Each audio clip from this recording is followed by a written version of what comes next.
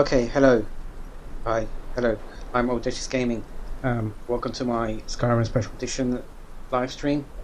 Okay, apologies for the I had some technical issues regarding take notes. Yeah, I tried to export it and import it, but it didn't work, and it was giving me technical issues. And so, yeah, hopefully it's fixed. But anyway. So yeah, alright, so welcome to my Skyrim Special Edition live stream. I'm role-playing as an Ardaena Jaerthius. Ardaena Jaerthius is a Altmer. Their family have been killed and friends have been killed in Cyrodil by unknown assailants.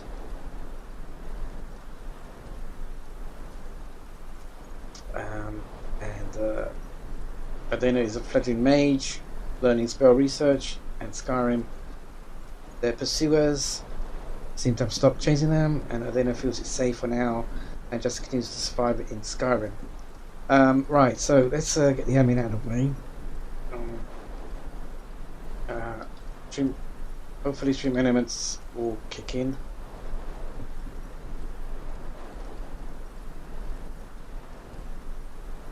Get the admin out of the way.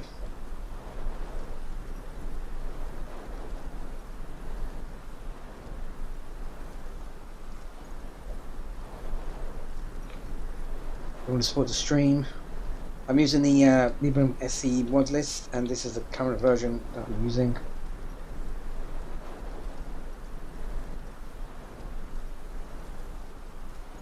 And if you want to support the stream, we'd greatly appreciated.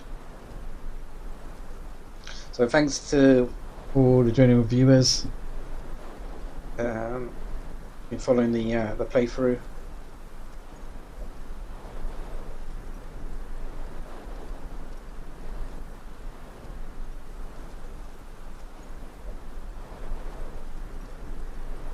Hopefully that stream elements will kick in.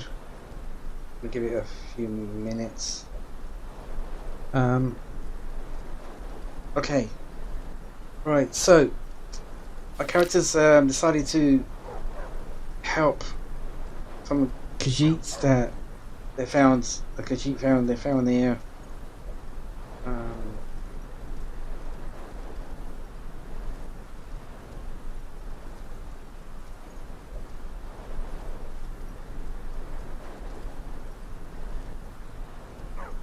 Falkreef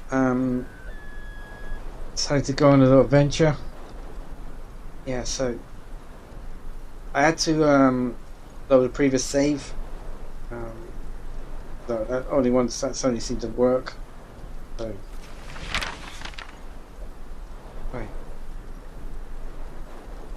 the panel of Wabbajack, traveler and explorer.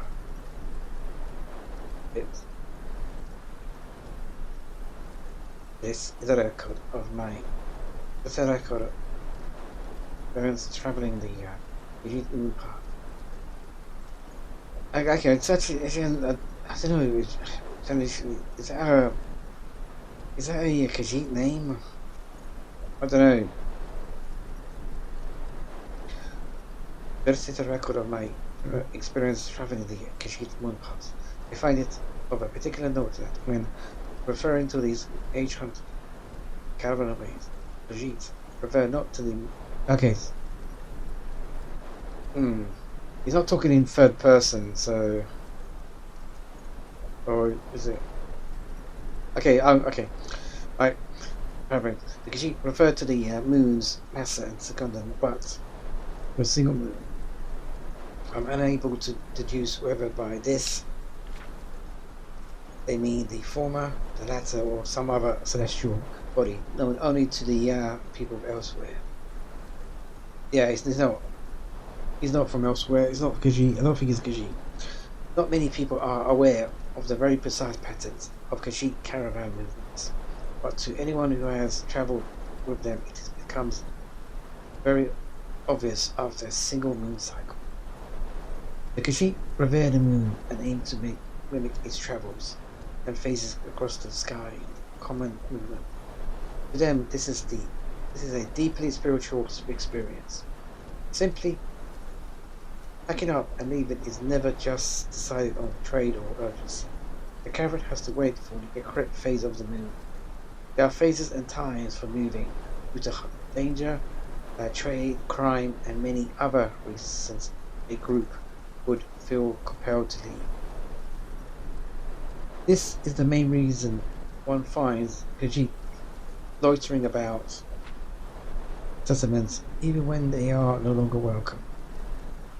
The moon paths themselves are ancient north pathways all across Tamriel and have played host to ages of Khajiit caravans.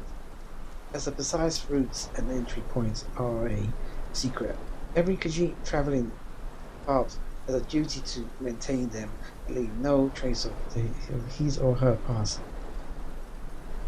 It is speculated that even though many a traveller may cross a moon path, minor signs indicate there's a special only to a Khajiit.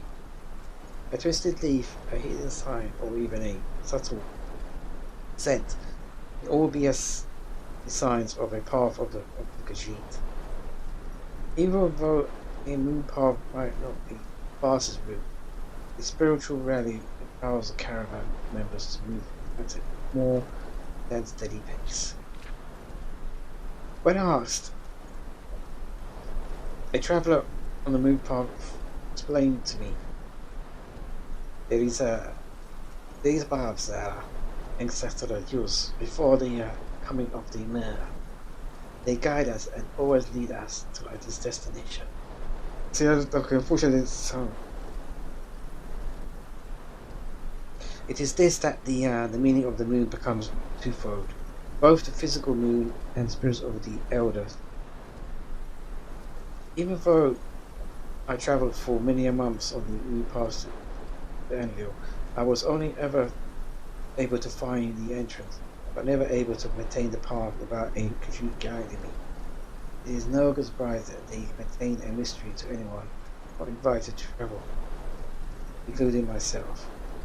If you find yourself on a moon path, I hope you would draw my observation and respect the origin and special nature of the path you are travelling.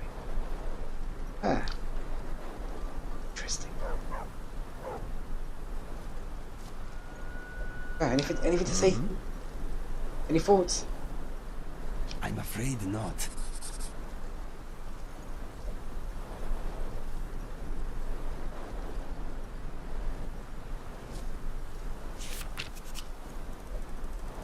I wonder if oh shit, what am I doing? No. Why am I loading this game? Why am I loading this one? Okay, damn it, that was a mistake.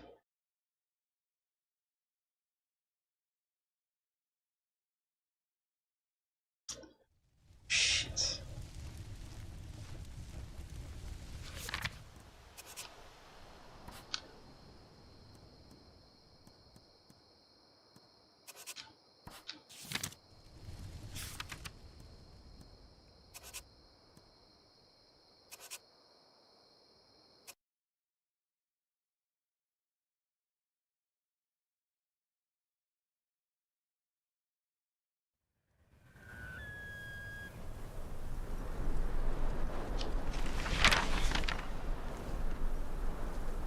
Right.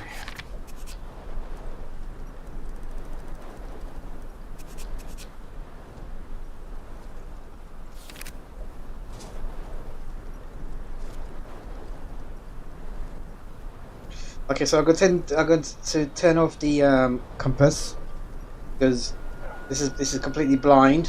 Well, most, as I said last episode, most of this current playthrough is going to be blind, but even though I don't call this a blind playthrough.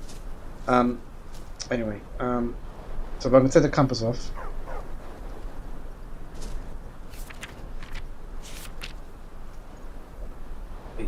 Investigate the. Karina's asked me to investigate the blockade further down the canyon.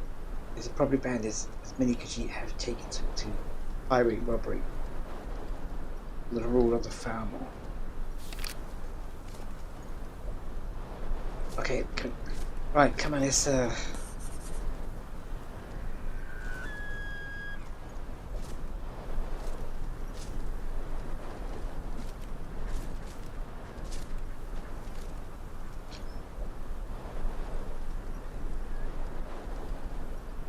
wait, bandits are no more? The bandits are no more. When Khajiit turns to Renierge, he has no reason to be. The sand will bury their shame, and we shall move along.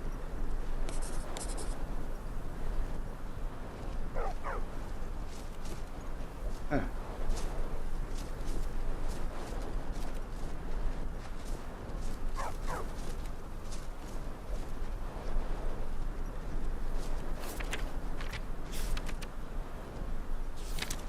Okay, let's go.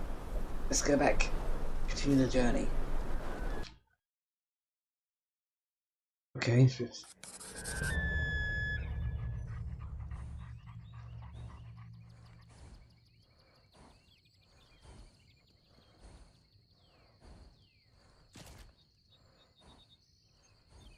Hmm.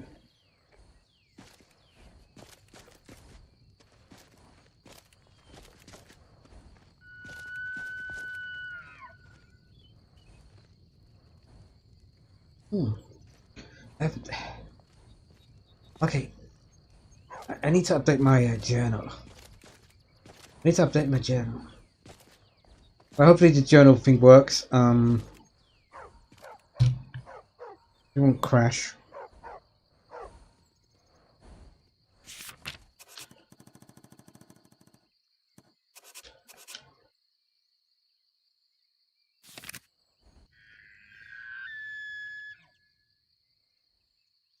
Okay, okay, how do you do chapters again?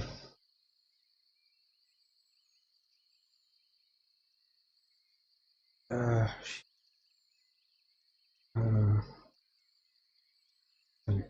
go to chapters.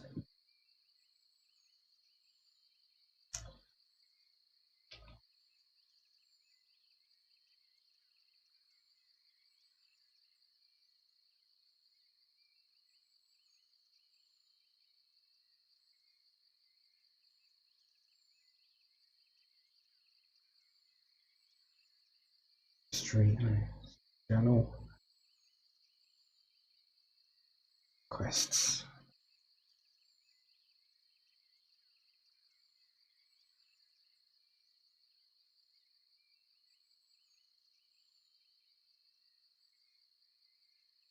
Actually, let me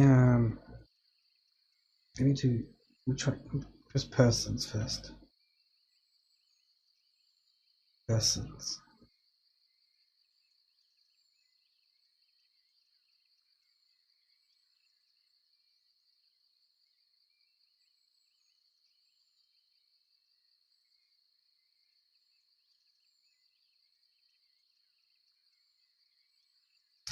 How do I check read back?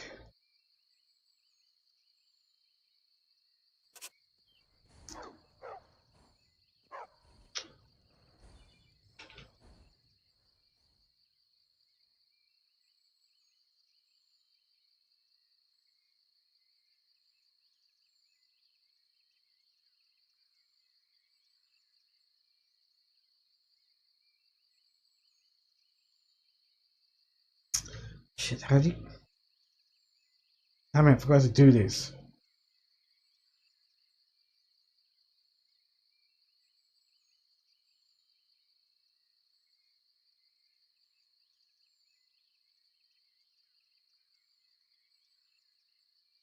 Oh, fuck's sake. I forgot how to do this. How do you go? How do you check the previous? Oh,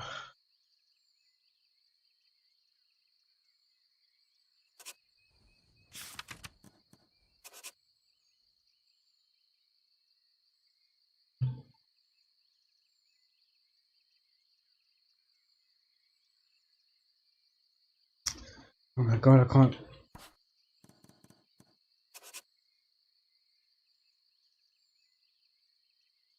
Wait, is my.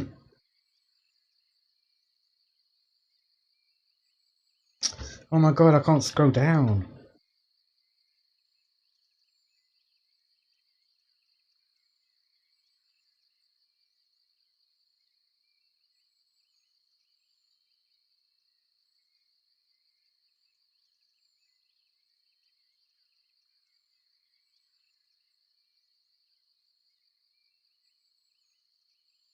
See, I'm using the keyboard. I should be using the keyboard. I can't use. Why can't it scroll down? What the fuck is wrong with this?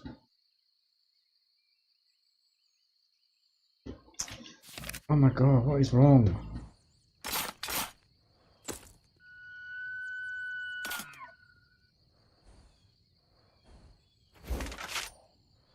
Okay, so. Alright, okay, the controller's working fine. Okay. Alright, okay. Alright. It's the controller I gotta use. Not the mouse. Alright, take notes. Controls. Toggle menu space. Tab.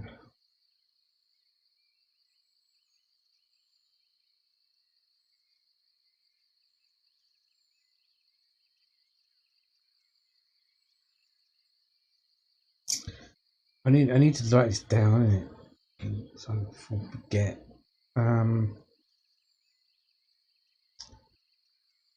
Take notes. Take notes.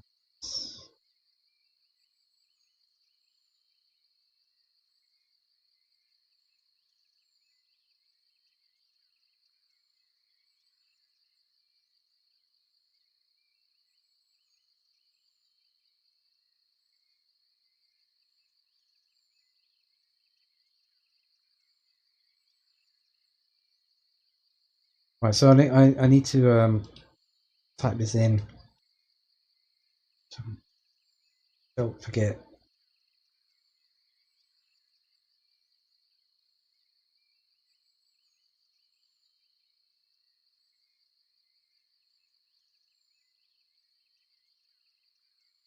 So I guess this needs to take. So open journal. This only this is one of the rare times I'll be using the keyboard. Because also I got typed anyway, so I might as well use the keyboard. Open. Okay, so that equals the delete key. Toggle menu.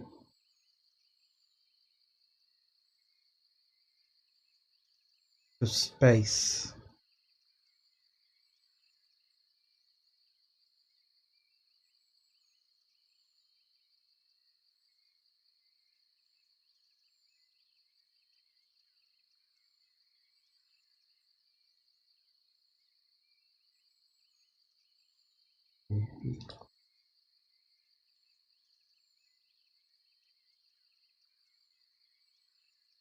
Space.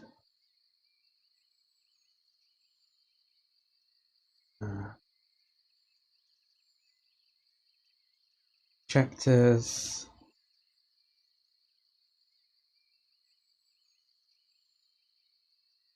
Equal.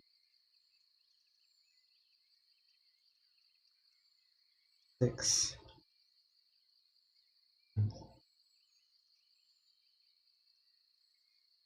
6 and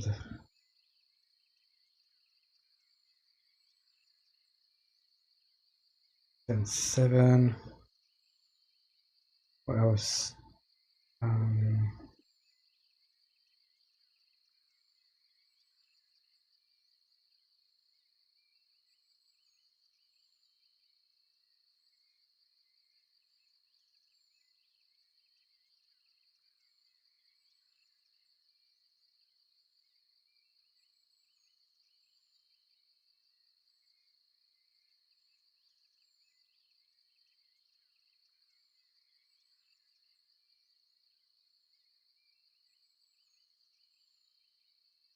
Wait.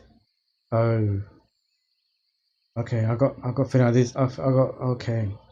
I think I understand what went wrong.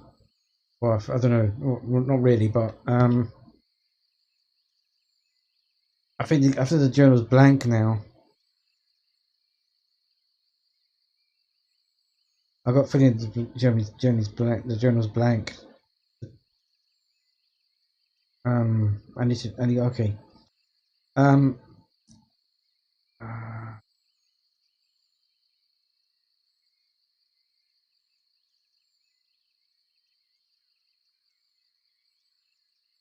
right. Let's save this. All right. Okay.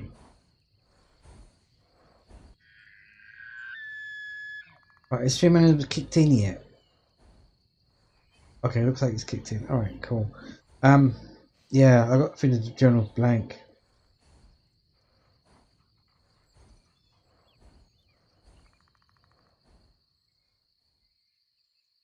Crossfall.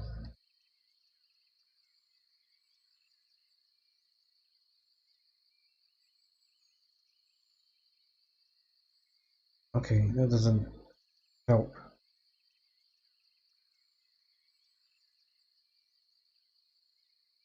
How do I?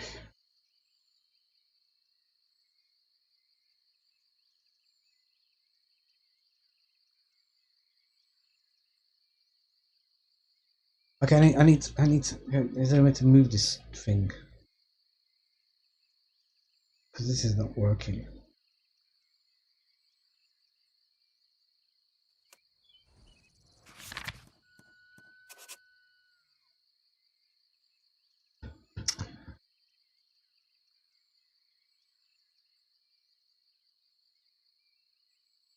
Sorry about this. Options. Theme book.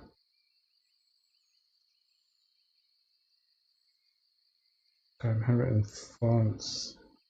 Font size date. Okay, it's fine. Okay, how do you move it?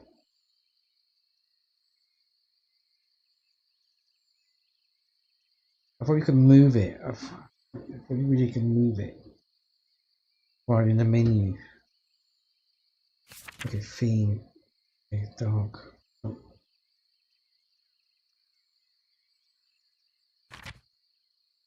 Uh,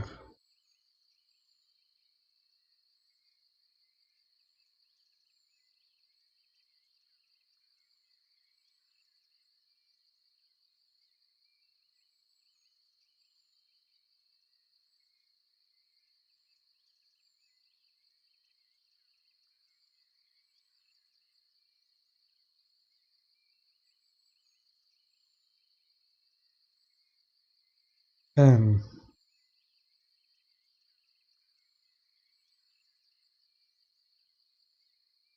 hmm.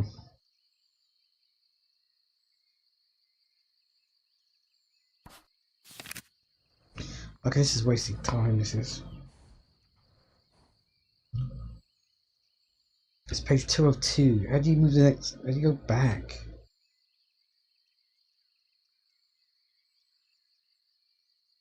Oh. Okay, it's here. Right. This is page 1 of 1 though. Oh wait.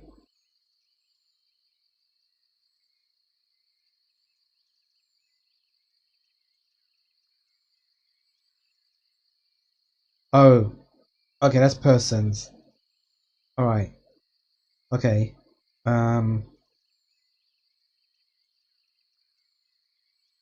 Actually, I could do 6 and 7 as a favorite. Okay, sorry. Yeah, hold on. I'm just going to check something out here.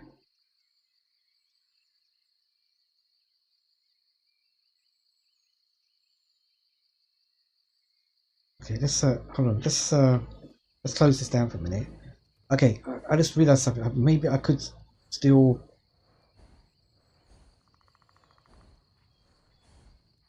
I just realised something. I can do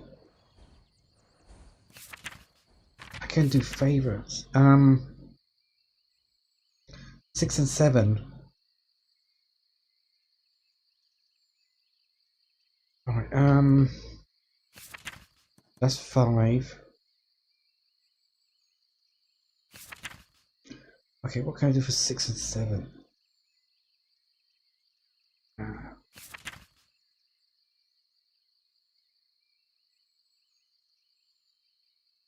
Stinks, husk.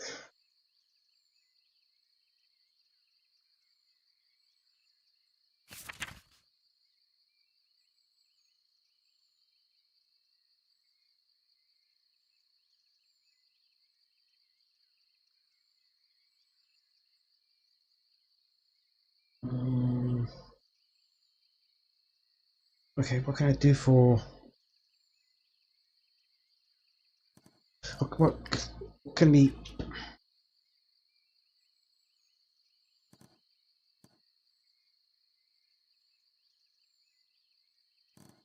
What is spells? Any touch. Oh shit. I don't. Yeah, but I don't have a button for that. Shit. No, I can't. I can't. Because that's the only time you're going to use it. I got no mouse button. I can't. I got no mouse button. Got no buttons to press. Obviously, apart from the keyboard. But I said I don't play games with keyboard. Or most of the time, I don't play games with a keyboard. The only time the reason why I'm using the keyboard, obviously, is for to take notes. So this is not going to work. No, I can't. I don't have a button. That's not going to work. All right. So sorry about that. That was what I was thinking there. All right. So okay. So the thing didn't delete. Okay. Let's the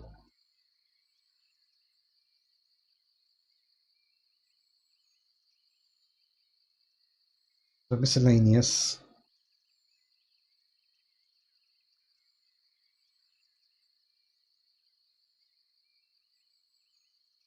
Is there anything in miscellaneous? Probably not. I don't know. Persons, quests.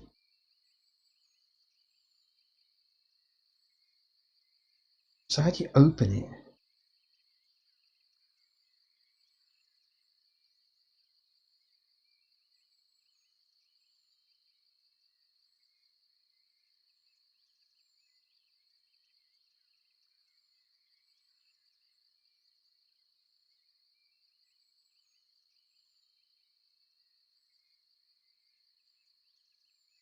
How do you go back?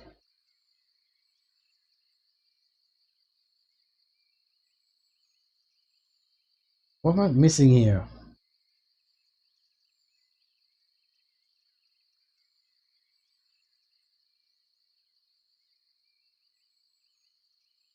Okay, sorry. Oh my god, what? So, alright.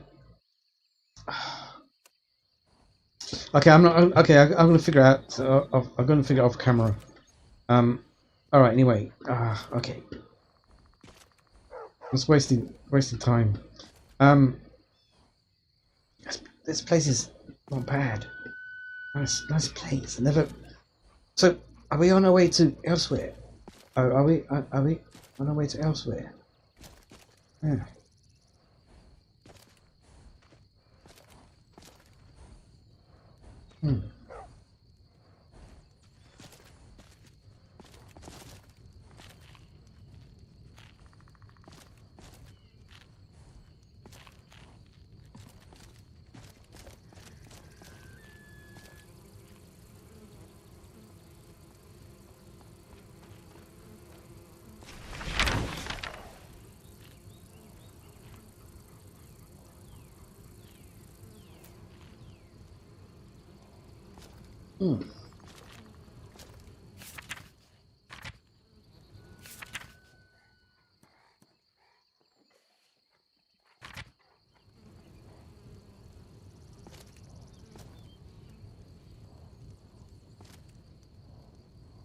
So what's happening? Beast. Here. What is it? Imperials name it Therium in their books, but Khajiiti just call it Mooncow. It is large and slow, but a sweetheart. Huh. So it's a bit like a horse then? Not exactly. It is slow, but strong. When they run, no jungle, sand, wall, or army can stop them. That sounds very useful. They are also very useful against arrows. Hmm.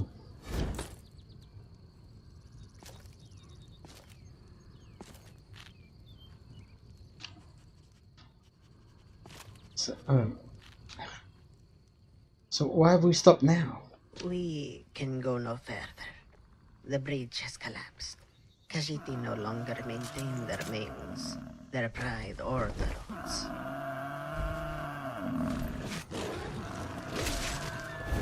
What the hell is happening now?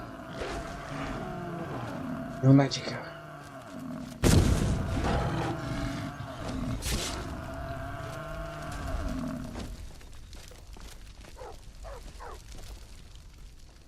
What are these?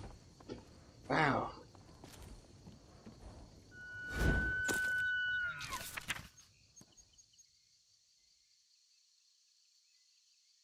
Sexist.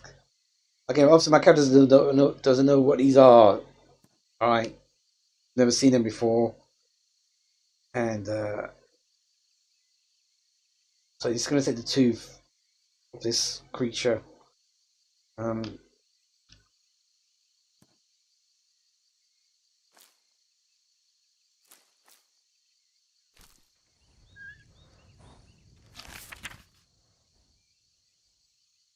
See if the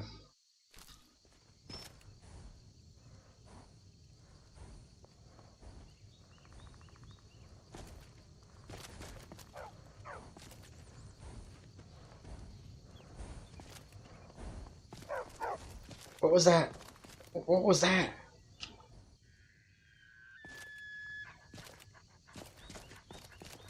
Hey.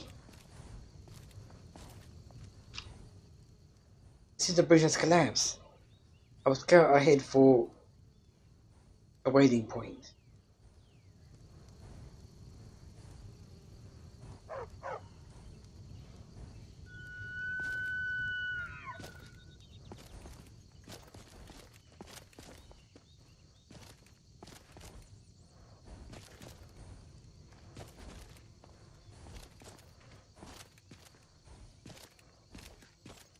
Hey, those creatures. You know what they're called? Huh?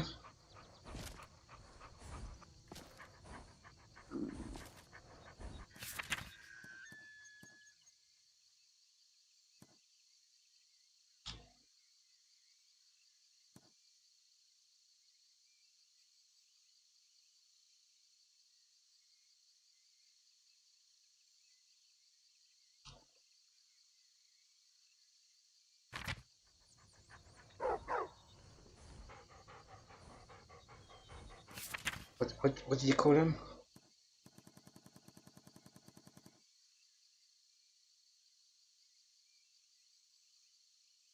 Xylis. Xylisks. Okay. Well, I hope regenerate my stamina. Come on, let's get ahead. See if we can wade through.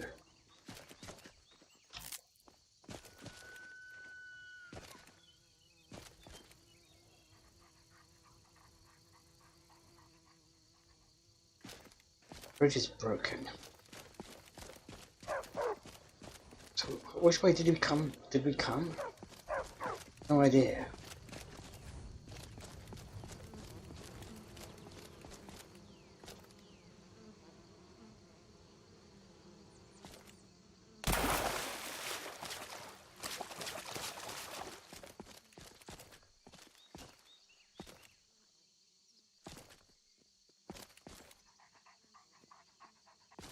What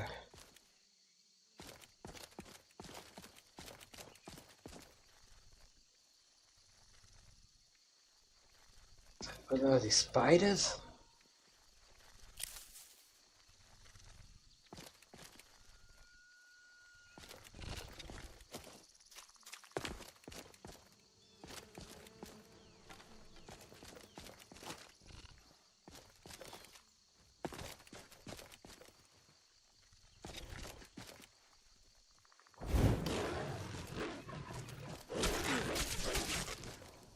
Give up while you still can.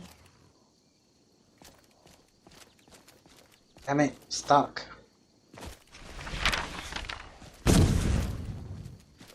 I mean, they're too far away.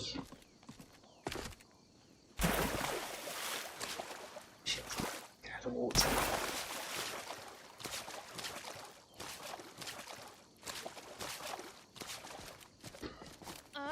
These boys are everywhere.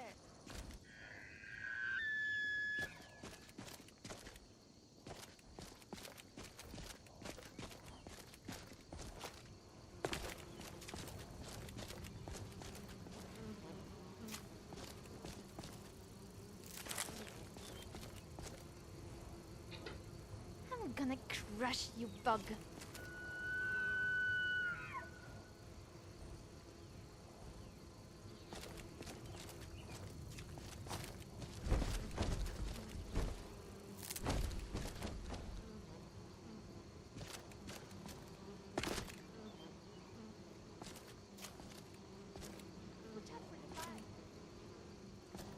Where's everyone?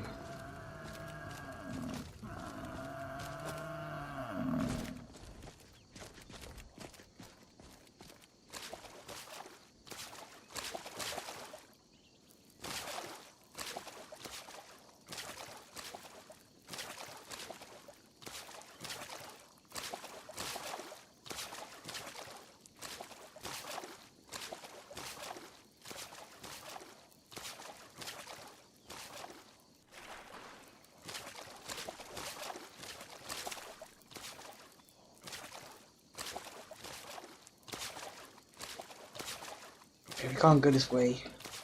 Damn it. We need to get out of the water. Drenched. Get out.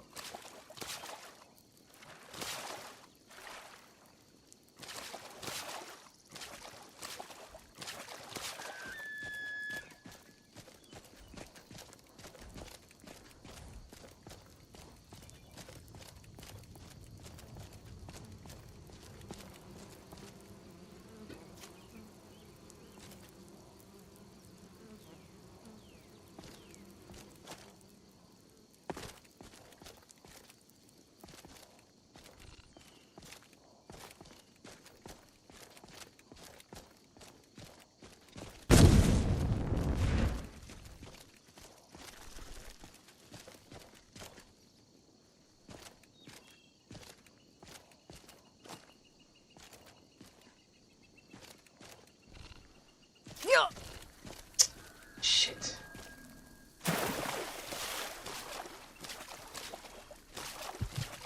Damn it.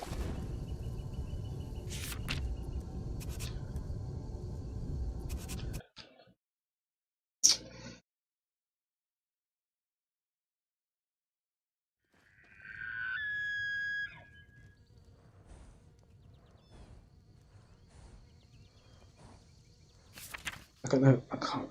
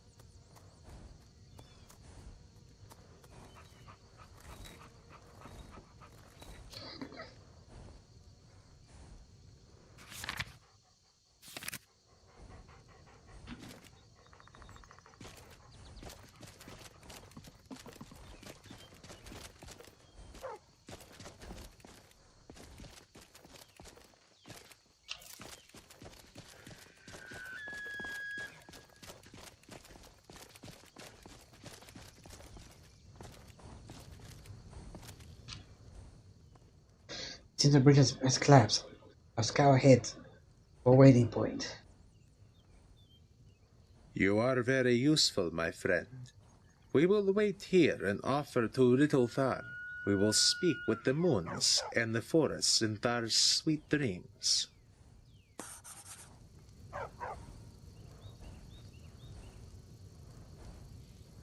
I found a path around the broken bridge. Come on, let's look for.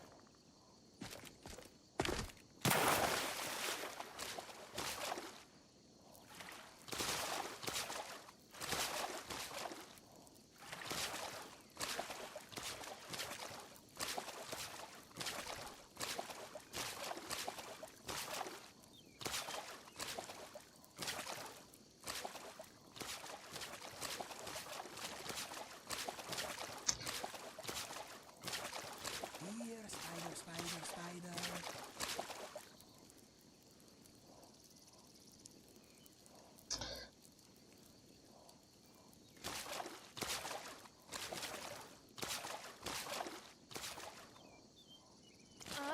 These crawlies are everywhere.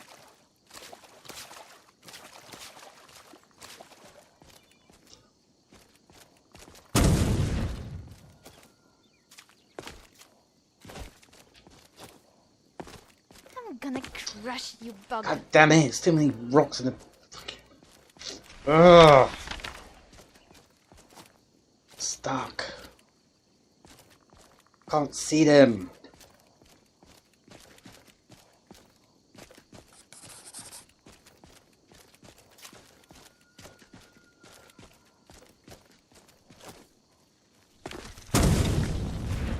Watch out for the spy. There's too many of them.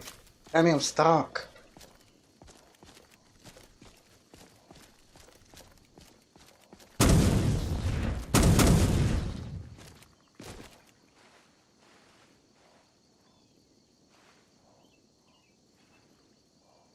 Level 17. Okay, that's fine.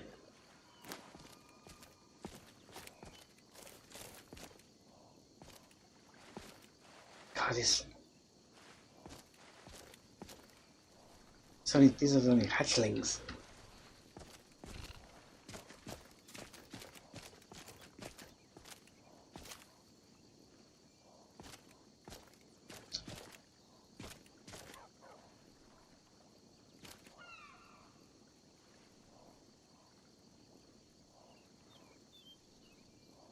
I say the problem is the companions are they can't follow because the part of they can't follow because of the path. They don't seem to be able to follow.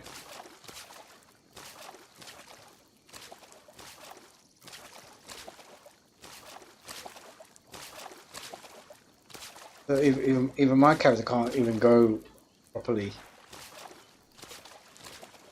Nice scenery, but the pathway is not seem to be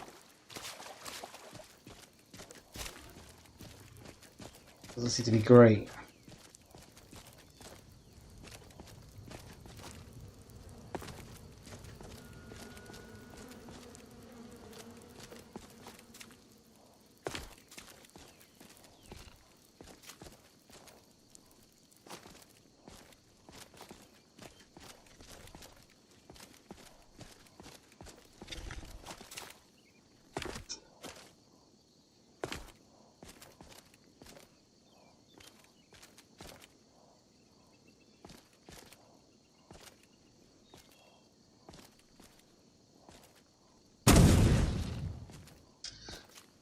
My things are gonna get so far enough.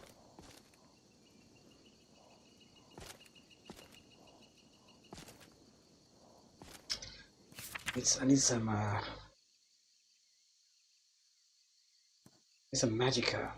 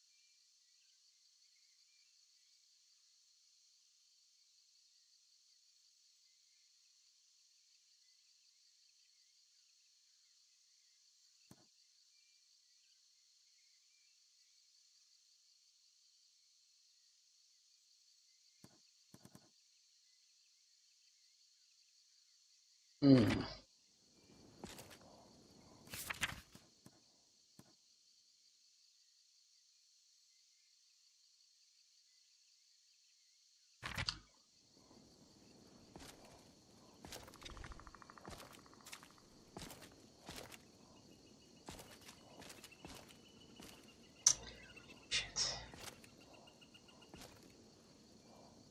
Okay, this is not helping.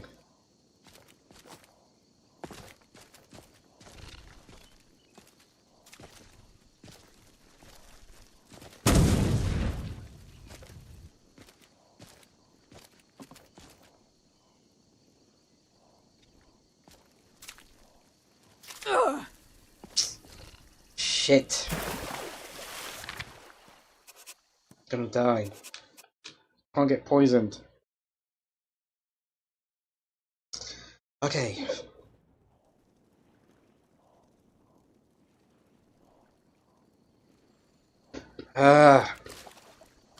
Zora and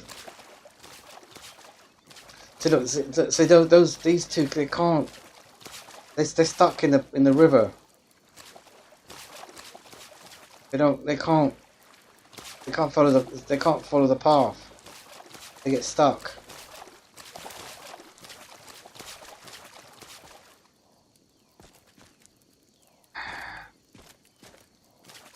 God, these.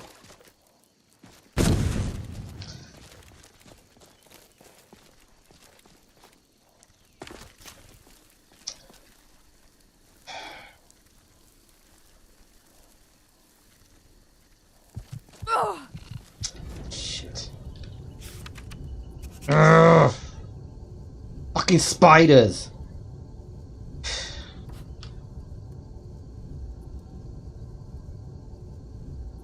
Don't forget, every single fucking creature is fucking 10 times cleverer than everyone else in this mod list.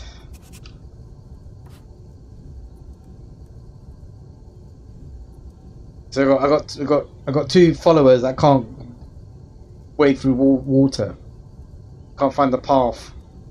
That's how clever those two are.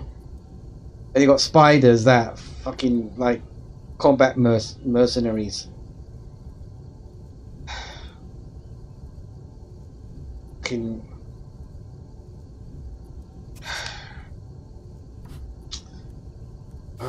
Okay. God, what loads of like save.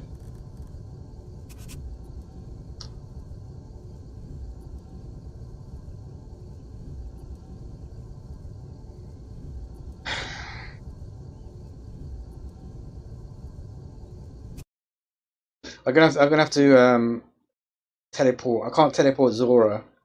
I can teleport Miko. But I can't teleport Zora. Alright, so we're gonna teleport Inigo.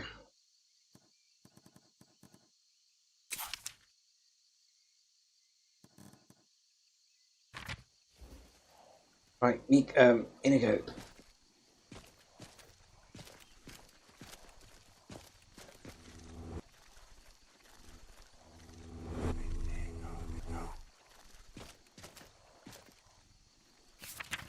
Right, Where's Miko? Miko. Where's Miko's thing?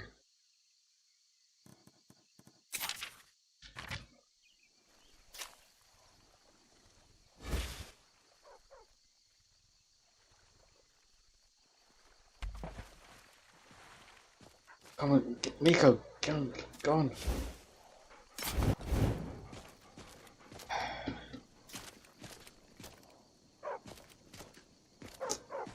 Come on, fight, Miko.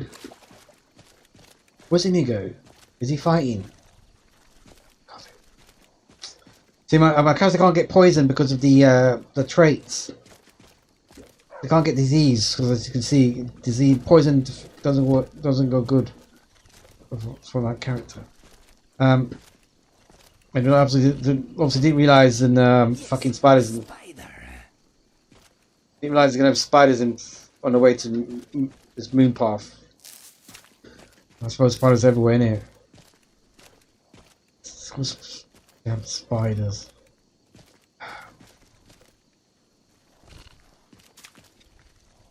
God, these spiders are... See, the one doesn't go far enough. Shit. Is he gonna go down already?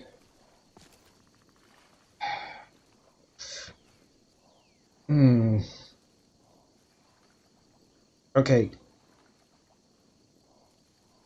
What's he doing there? What the fuck?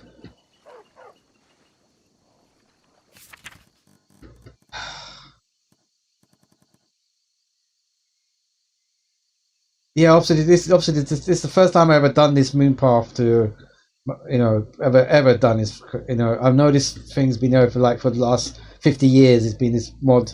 It's been around for the last 50 years, and I've never played it before. Obviously, it wasn't designed for followers, I'm guessing.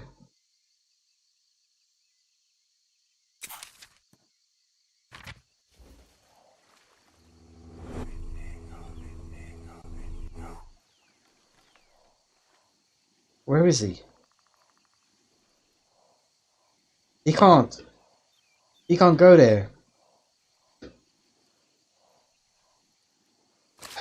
Alright, I'm gonna relook. Let's go back to...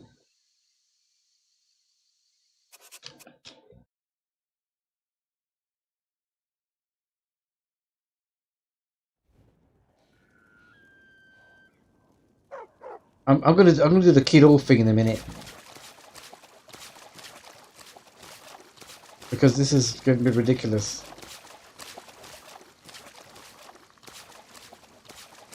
Right.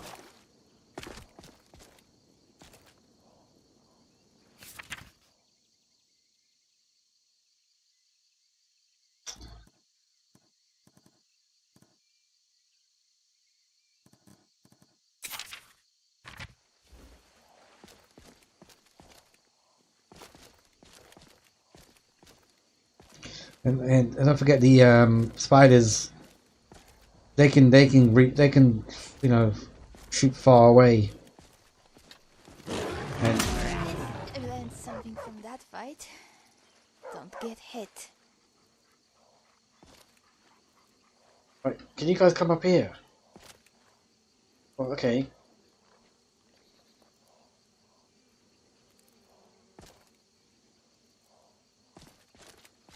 Inigo, go on. That's it.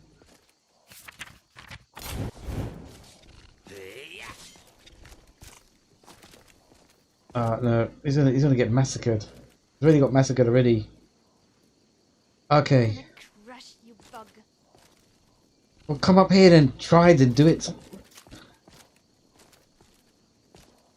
Okay.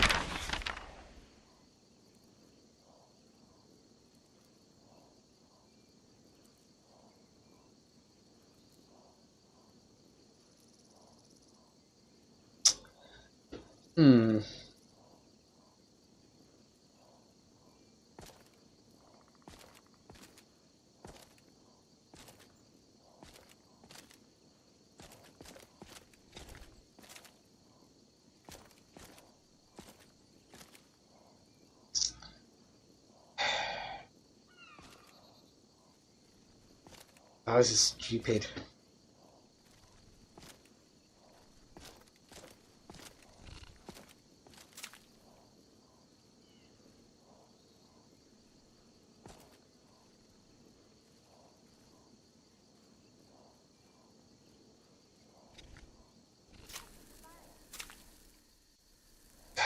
This is fucking.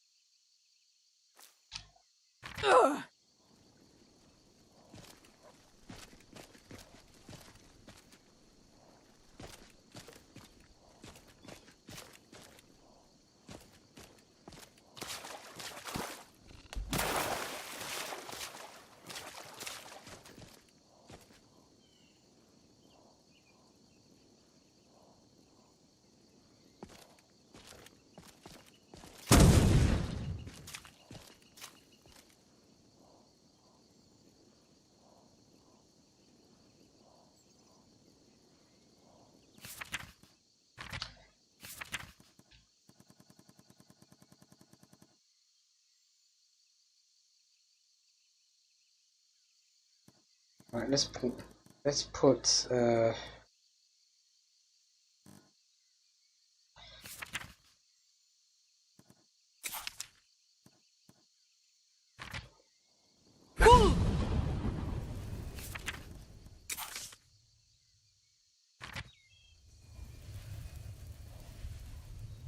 Run!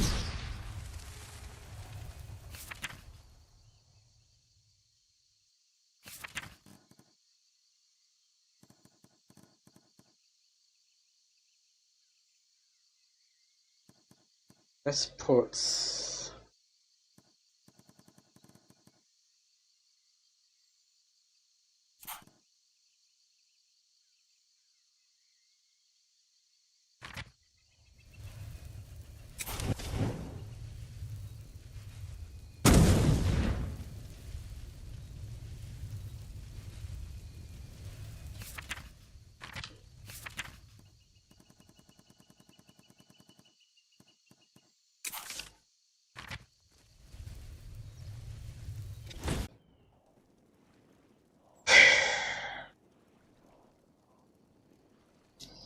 God, this is so irritating.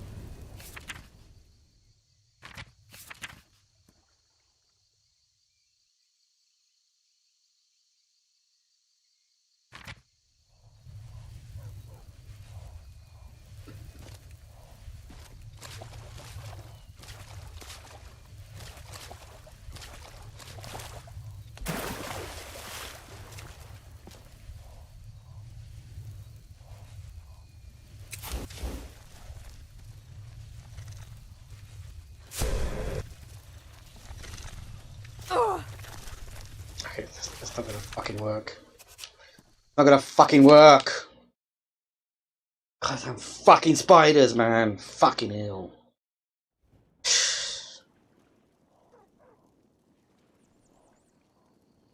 God, this is pissing me off. This is already. This is not a good start for this mod. This is not a good fucking start for this mod.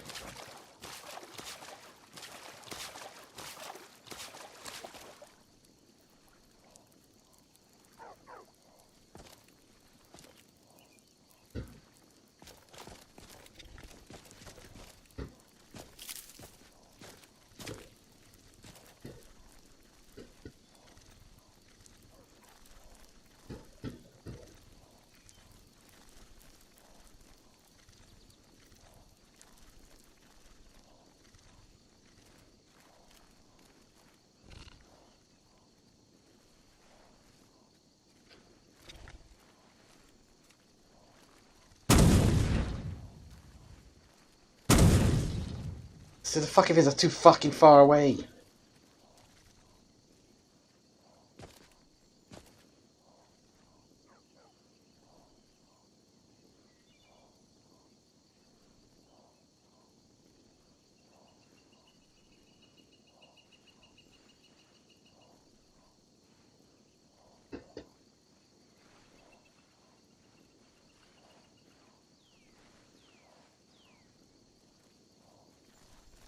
This is pissing me off.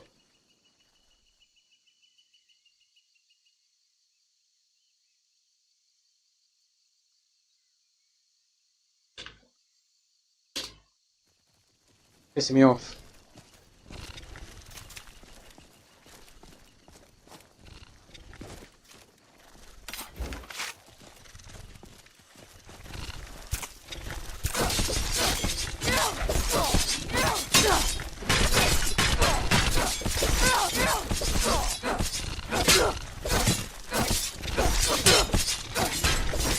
Look how tough these things are.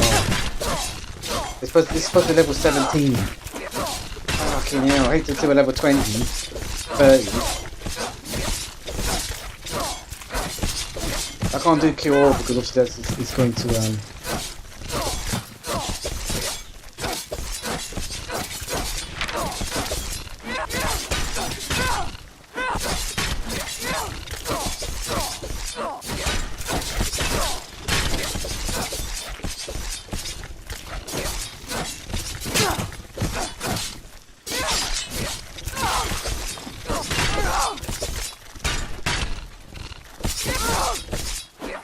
Oh no, soul gems. What? Shit. Got no soul gems. Ugh.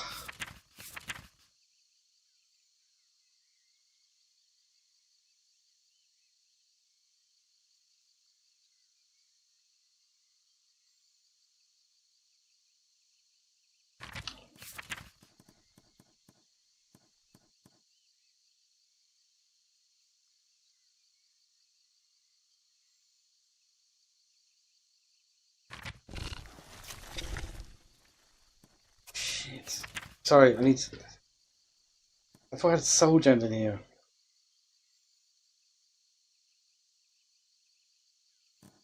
Okay, she's filled out in there. Okay, give me these two. Inigo, you got any soul gems? No.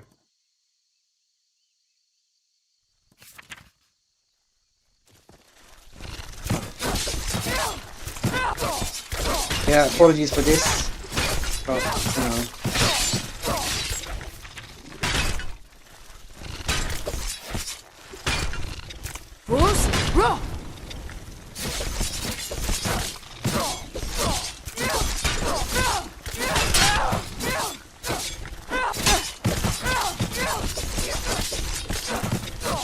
When you got my followers can't follow the path, then sorry, I'm stupid. Oh, these guys are tough.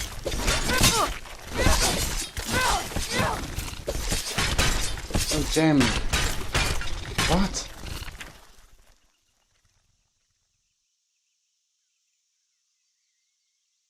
What do you mean no gem?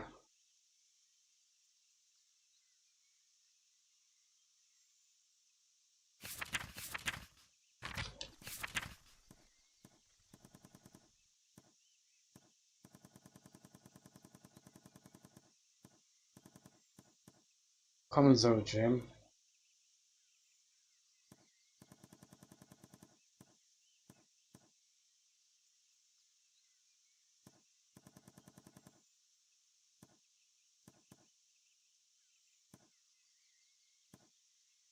That's empty. So wait, hold on. What is it?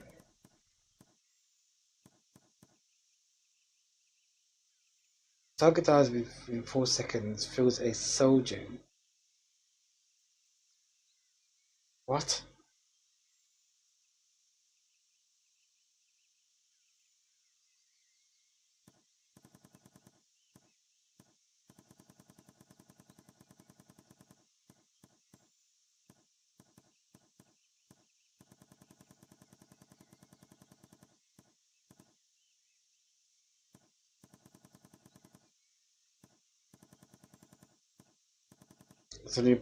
It's only particular soul gem.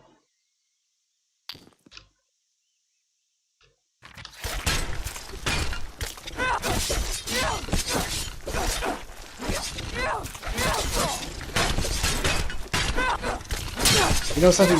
You look like your same design as your friends in your cousins in Skyrim. Oh, that was resist the soul trap.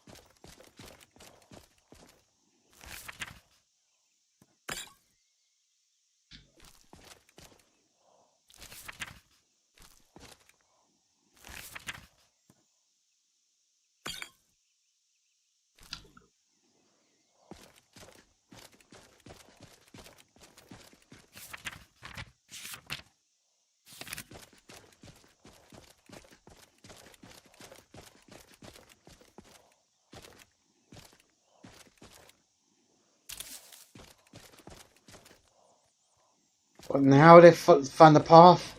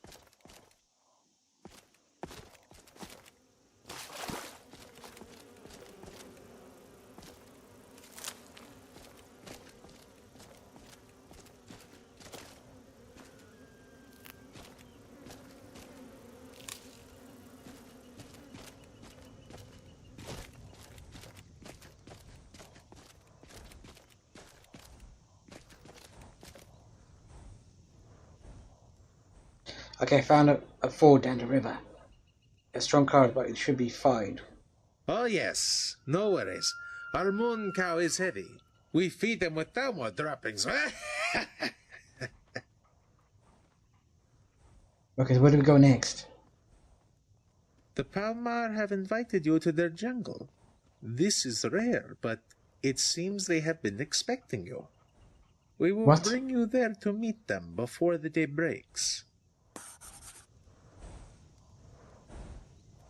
Okay. Alright, okay, thanks.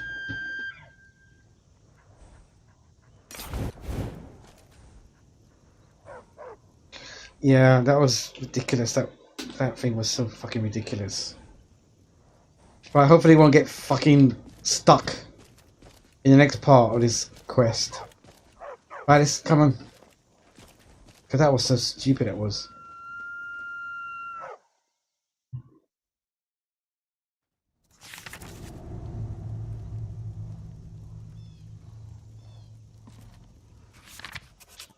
Right, where are we now?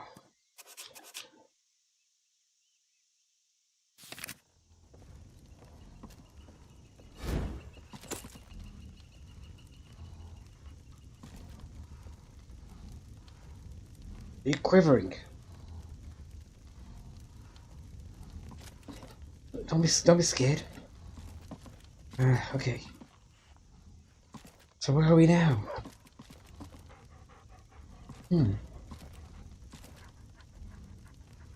City of Stone.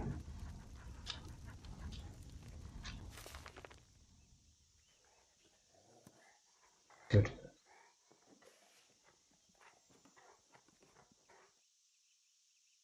The City of Stone, A Sellsword's Guide to Markarth by Amanda Alea, A Mercenary's Guide to Markarth. If you're cutting your coins across Skyrim, you'll want to point your blade towards Markarth, the capital city of the Reach. There's no end of trouble in the City of Stone, and that means plenty of ways for you to earn your supper. Your sellsword instincts should point you towards the wealthiest patrons with the fattest purses to work for, but you need to mind yourself during your resting hours. Markarth isn't like your Whiterun, where mercenary companies like the Companions make a sellsword an honored professional. No, Markarth has its own rules. Rules the natives aren't going to just tell you. Lucky for you, old Miss Alea is here to shine the torchlight over your thick skulls. First thing you'll notice in the City of Stone is the stone. They say dwarves cut out the city from the mountain, and maybe they did by the look of it, but what it really means is that the whole place is vertical, and the streets are really cliffs. Long story short, be careful when you've got a belly full of meat. When you enter the city proper, you'll immediately hit the market. The merchants usually sell food and jewelry on the streets. Meat is the preferred ration. The craggy rocks in the area make for poor farming land, and silver is what's used to make most all the rings and necklaces you might buy, thanks to the large silver mine in the city. We'll get to that in a bit. Whatever you do, don't ask the Markarth city guard about anything. They're about as helpful as an angry frostbite spider while you're caught in its web. And if you mention anything about the Forsworn to them, they might spit in your eye. Speaking of the Forsworn, these wild men and women will be your main source of income while you're in Markarth. The Jarl almost always has a bounty on some Forsworn leader or another, and if you don't mind going blade to axe with someone 2 septums short of a pint of ale, it's steady work.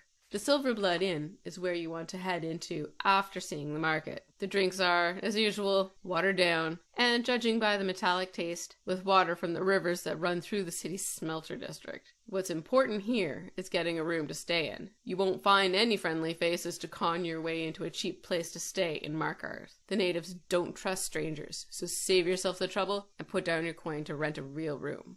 After you've spent a day recovering from travel, you'll see that Markarth is divided into 2 sides by the big crag in the center. The part with the big river running through it is called the riverside, and the other is called the dry side. The riverside is where the smelter and native workers live, so don't bother going there. Instead, head directly to Dryside and talk to the local Nord nobles, and see what problems you can start solving at the highest rate. 2 major places to see are the Temple of Dibella and Sindamine. The temple rests on top of the central crag. A good place to go if you're on terms with the divines, but be warned, the priestesses of Dibella don't allow men into their inner sanctums, so don't go crashing down in there uninvited unless you want a short trip to a long fall. Sindamine is the place where all the silver comes from that I mentioned before, but it's also the jail. Markarth uses prisoners to mine the ore, and there's a lot of it. So don't get caught doing something illegal in the city, or you'll be hauled down there to dig. Apparently, the whole place is owned by one of the big families in the city, the Silverbloods. Notice the inn is named after them? Always keep your sellsword eye open for hints like that. I tried meeting with the head of the Silverblood family to see if they had any work, but guarding their mines isn't the blood rush I became a mercenary for. Something to keep in mind for yourself, if you're thinking of staying a few months.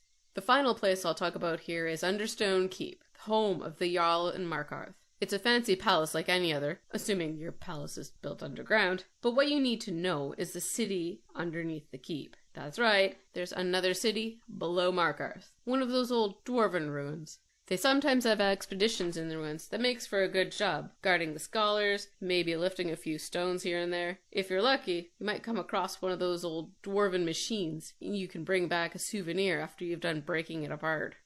Alright, Ms. Alea's hand is getting tired, and that means this guide is done. Last piece of advice, don't cause trouble in Markarth. Don't start fights. Don't stop fights. Don't stick your head anywhere without someone from the city paying you for it. Because believe me, no one in Markarth wants you there. Make your gold, drink your mead, see what's there to see, and move on. Nothing changes in the City of Stone, and that's just fine.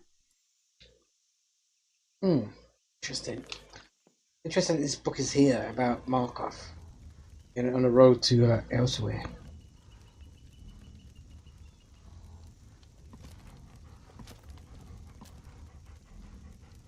Waters of Oblivion.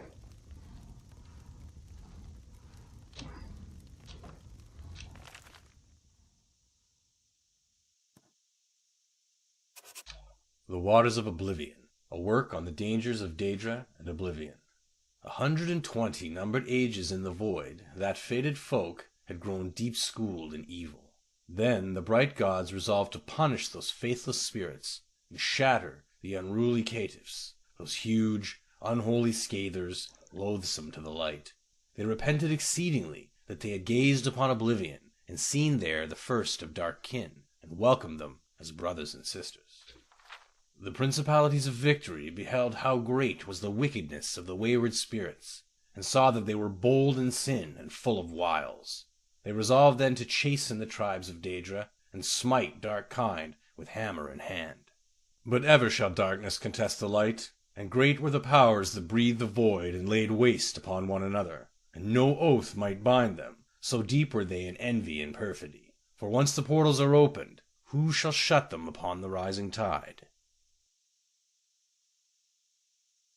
Oh, is that it?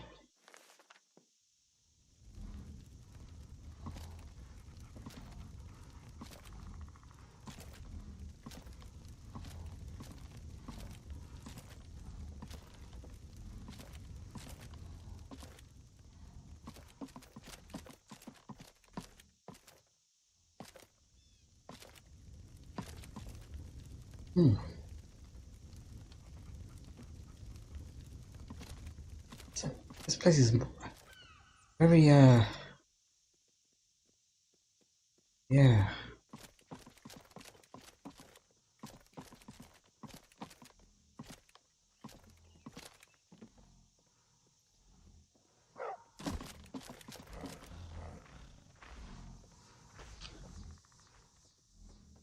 Are you Armor? Yes, we are. We are Khajiit, but our tribe never left our home.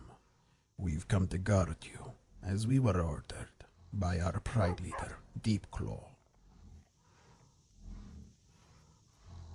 Okay.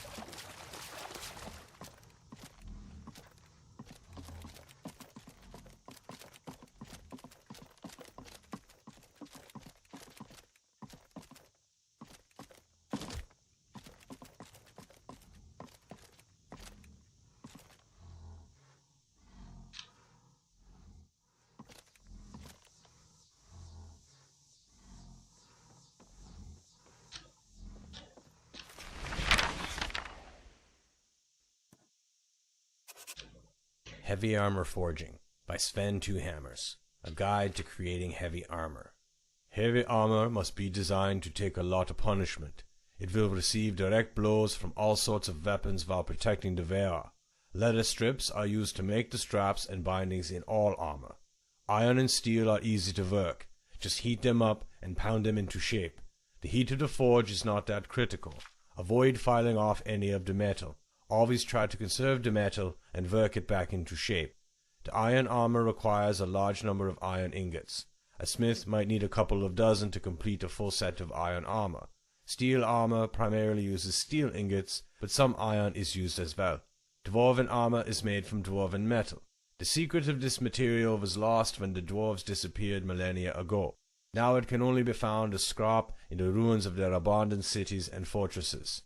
Orcish armor requires large amounts of orichalcum, melded with a bit of iron. Heat should be used sparingly, lest it become brittle. The orcs are masters of this technique, but it can be learned by any smith with patience and skill.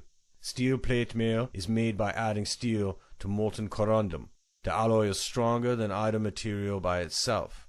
Corundum is a finicky material requiring the heat from the forge to be steady and not very much. Ebony can only be worked when heated. It will develop small cracks that eventually shatter the material if hammered cold. Unlike most other armors, ebony will not alloy with iron. It must be used pure. I can only tell you tales of how to make Daedric armor. I have never seen it myself, nor do I know anyone that has.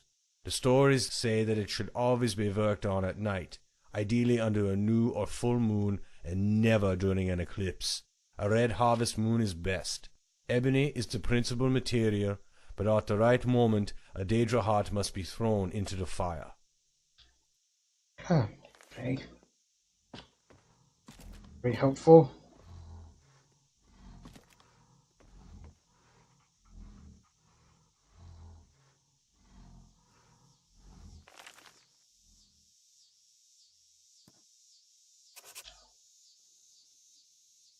Flight from the Thalmor by Hadric Oakenheart, a written epitaph of a Nordic skald. Dearest reader, the work you are about to experience has been copied and duplicated so that the story it relates can be spread throughout the Empire. But make no mistake, this is not a work of fiction.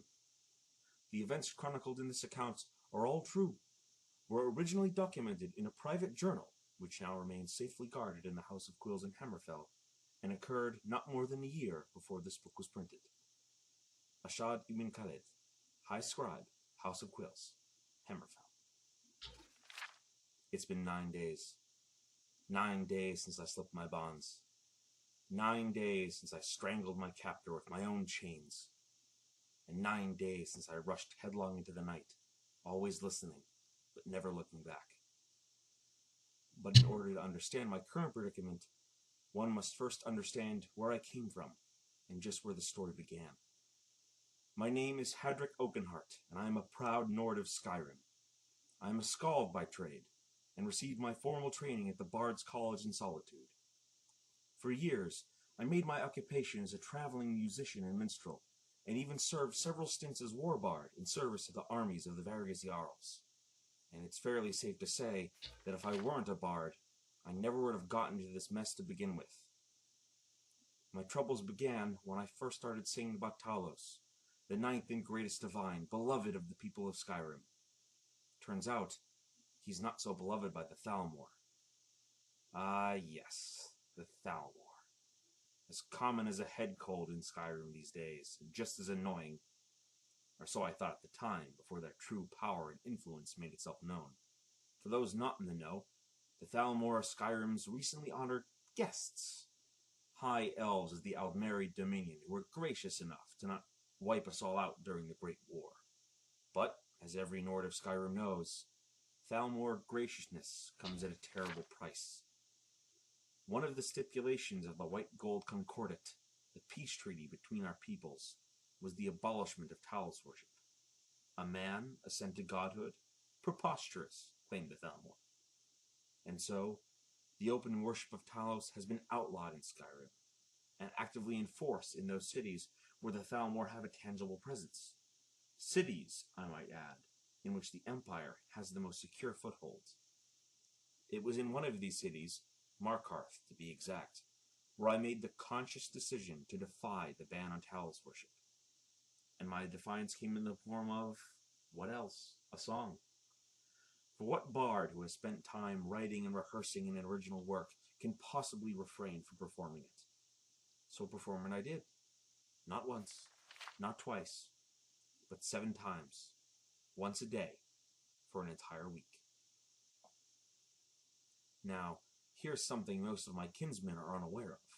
Not all Thalmor in Skyrim are equal in station or purpose. In fact, there is one group in particular that operates secretly in the shadows, watching and waiting for those Nords who break the law and continue their worship of Almighty Talos. These are the Justicars, and it is their job to enforce this, the most terrible of conditions of the White Gold Concordat. And so, I would have performed my song for an 8th time had I been given the opportunity. Sadly, I was not, for the Justicars had been watching, had been waiting. Instead, I received a black sack over my head in the wee hours of the morning, a dreadfully uncomfortable wagon ride, and sinister promises that I would enjoy my new home, which I came to realize was some sort of secret Thalmor prison or detention camp, one I was certain I would never leave alive. It was at that moment I realized I needed to make my escape. No matter what, even if I died in the attempt, I had to slip the grasp of my captors. Better that than rot in some god-forsaken Thalmor jail to the end of time. I finally got my chance when the wagon stopped, and we made camp for the night. One of my 2 Thalmor guards set off into the forest to hunt, leaving me alone with the other. And so, my account comes full circle. It is now 9 days later, and in that time I have realized the true extent of my foolishness. I couldn't have sung the song just once, or maybe twice, or not at all. I couldn't have swallowed my stubborn Nord pride and realized just how much power and influence the Thalmor truly have over the Jarls. No, I could not. So now I run. Like a hare from the hound, I run. Always moving, rarely resting, never sleeping. But the Thalmor dog my every move. Where will I go? How will I escape their grasp? I honestly don't know. The only thing I now understand for certain is this. If the agents of the Altmer Dominion cannot have your soul, then they will take your very life. My name is Hadric Oakenheart, and I am a proud Nord of Skyrim. Remember me, for soon I will be dead. Ah, chap.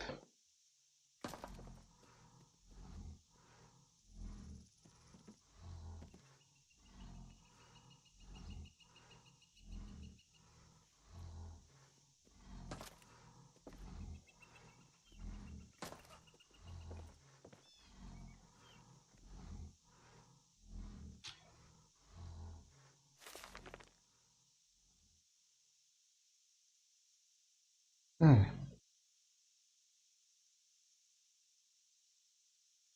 I suppose guide to Skyrim.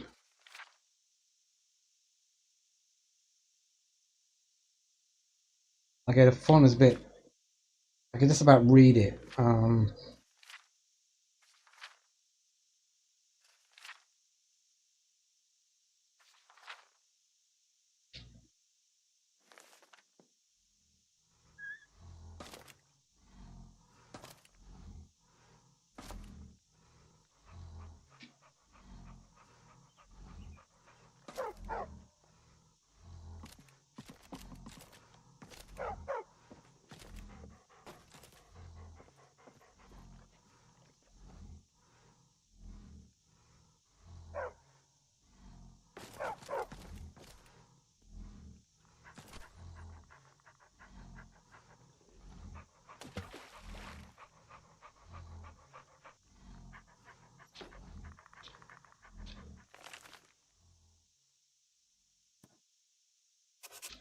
Words of Clanmother Anisi to her favored daughter, by Clanmother Anisi. How a Khajiit explains the origin of the world. Anisi tells you, you are no longer a mewing kitten, and you have learned to keep secrets from Anisi, and so Anisi tells you. In the beginning there were 2 litter mates, Anur and Fadomai. After many phases, Fadomai said to Anur, let us wed, and make children to share our happiness. And they gave birth to Alkosh, the first cat. And Anur said, Alkosh, we give you time, for what is as fast or as slow as a cat?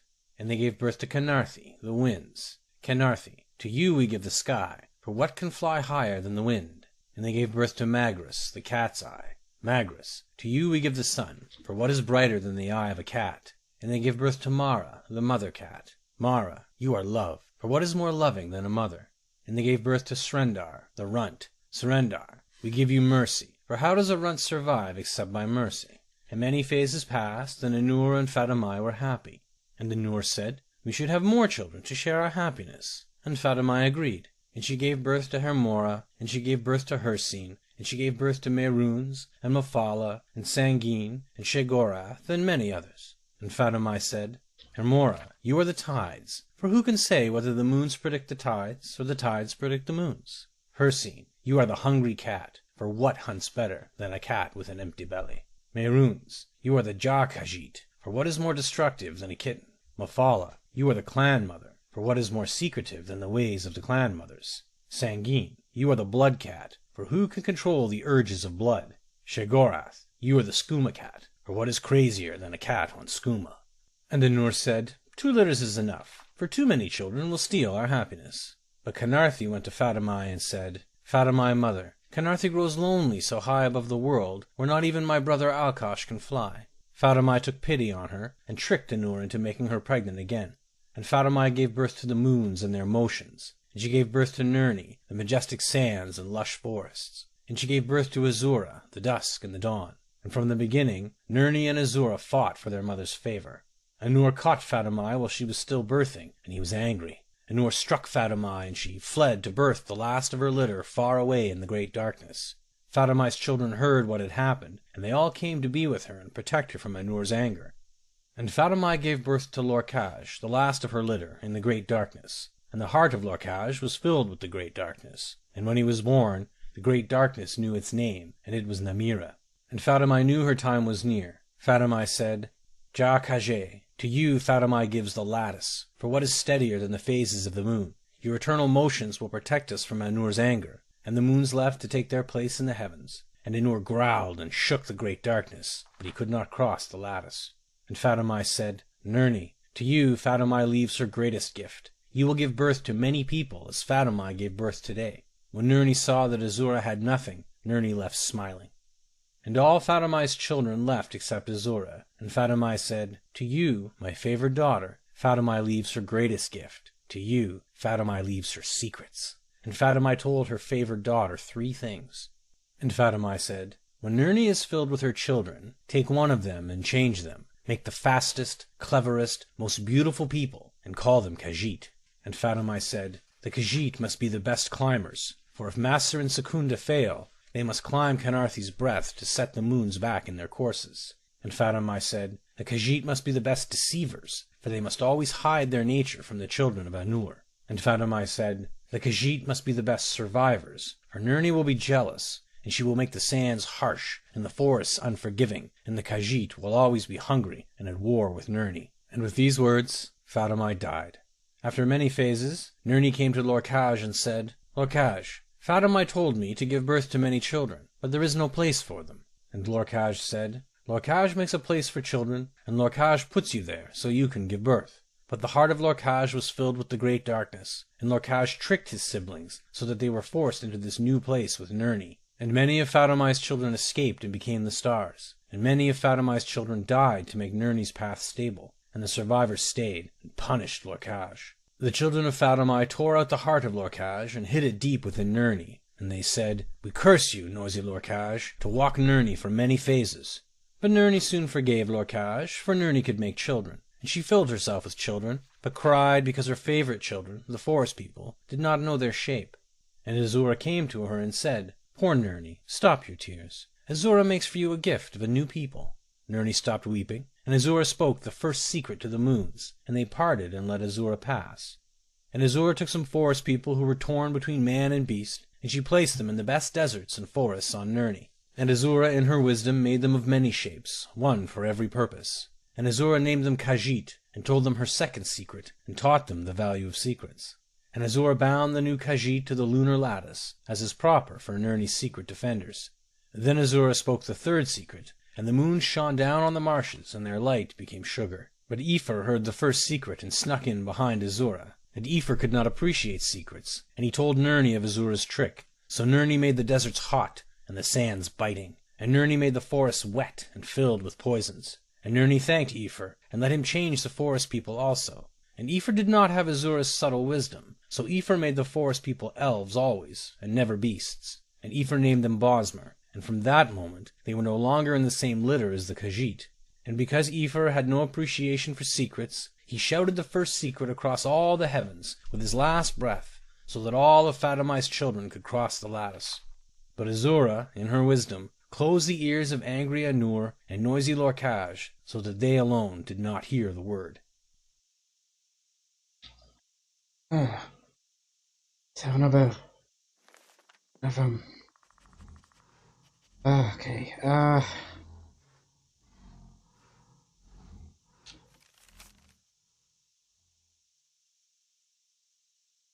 recipe.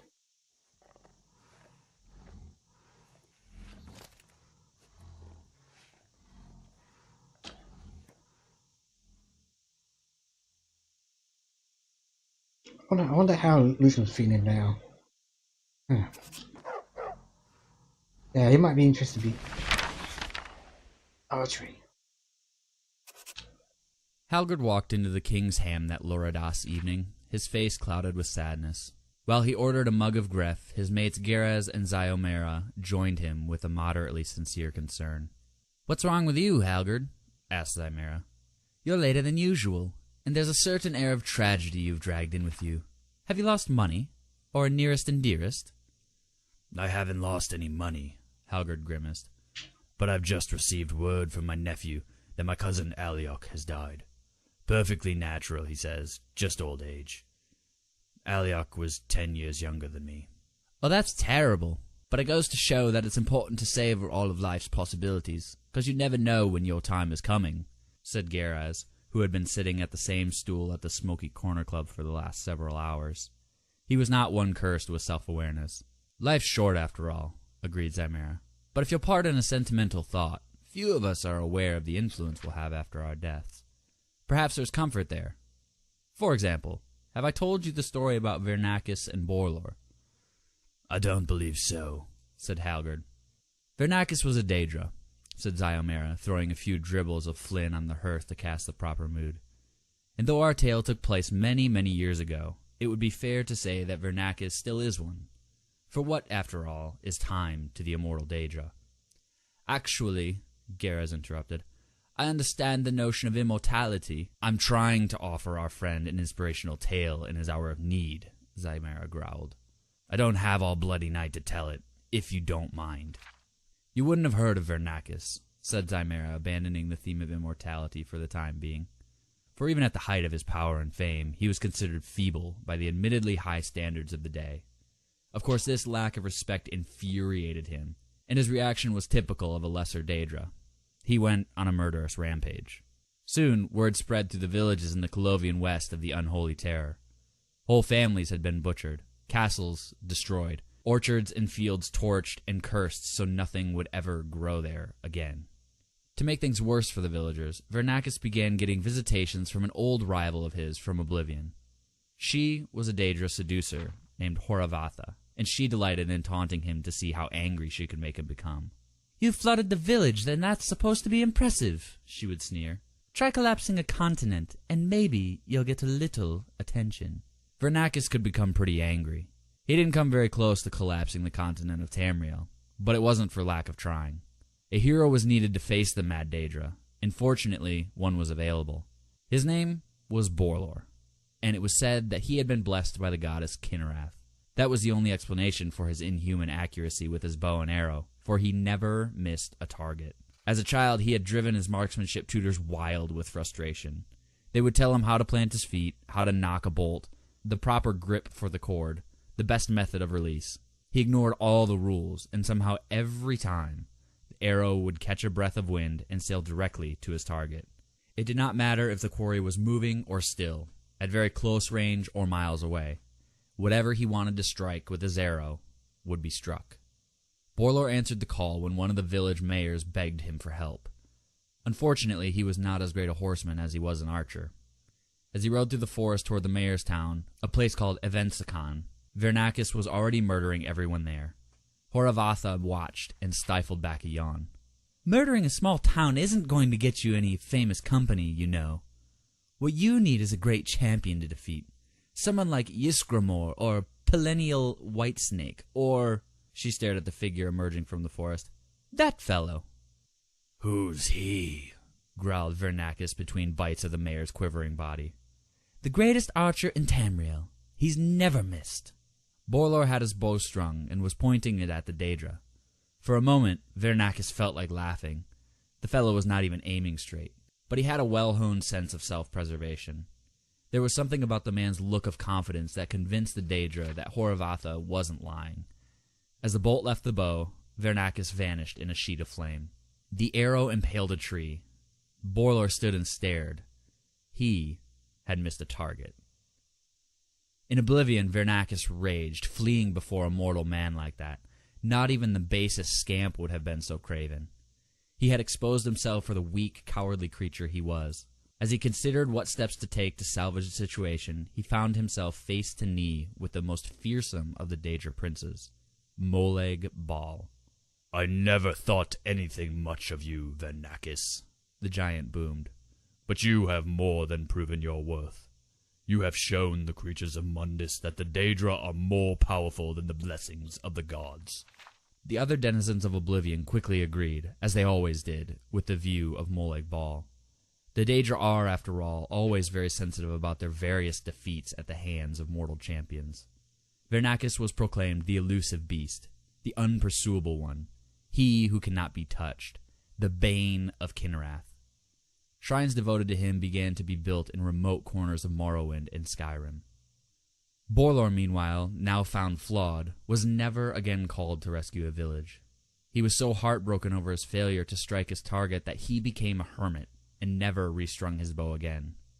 Some months later, he died, unmourned and unremembered.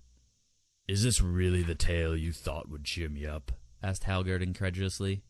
I've heard the King of Worms told more inspirational stories. Wait, smiled Zemera. I'm not finished yet. For a year's time, Vernakis was content to watch his legend grow and his fledgling worship spread from his home in Oblivion. He was, in addition to being cowardly and inclined toward murderous rages, also a very lazy creature. His worshippers told tales of their master avoiding the bolts of 1,000 archers, of moving through oceans without getting wet, and of other feats of avoidance that he would rather not have to demonstrate in person. The real story of his ignominious retreat from Borlor was thankfully forgotten. The bad news, when it came, was delivered to him with some relish from Horavatha. He had delighted in her jealousy as his growing reputation, so it was with a cruel smile she told him, Your shrines are being assaulted. Who dares? He roared.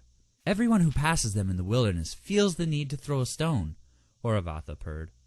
You can hardly blame them. After all, they represent he who cannot be touched.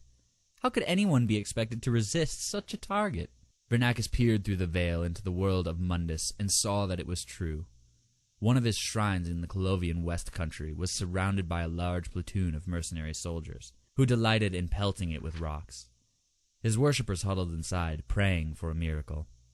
In an instant he appeared before the mercenaries, and his rage was terrifying to behold. They fled into the woods before he even had a chance to murder one of them. His worshippers threw open the wooden door to the shrine and dropped to their knees in joy and fear. His anger melted. Then a stone struck him. Then another. He turned his face to his assailants, but the air was suddenly filled with rocks. Vernakis could not see them, but he heard the mercenaries in the woods laugh. It's not even trying to move out of the way! It's impossible not to hit him, gawped another. With a roar of humiliation, the Daedra bounded into the shrine, chased by the onslaught. One of the stones knocked the doors closed behind him, striking him in the back. His face broke, anger and embarrassment disappearing, replaced by pain. He turned, shaking, to his worshippers who huddled in the shadows of the shrine, their faith shattered. Where did you get the wood to build this shrine? Vernakis groaned. Mostly from a copse of trees near the village of Emenskan. The high priest shrugged. Vernakis nodded. He dropped forward, revealing the deep wound in his back. A rusted arrowhead buried in a whorl in the wood of the door had jolted loose in the assault and impaled him. The Daedra vanished in a whirlwind of dust. The shrines were abandoned shortly thereafter, though Vernakis did have a brief resurgence as the patron spirit of limitations and impotence before fading from memory altogether.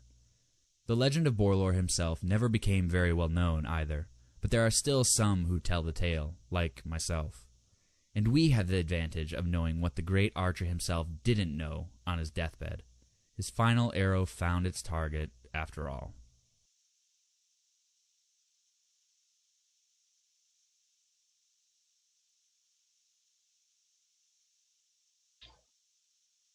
Okay,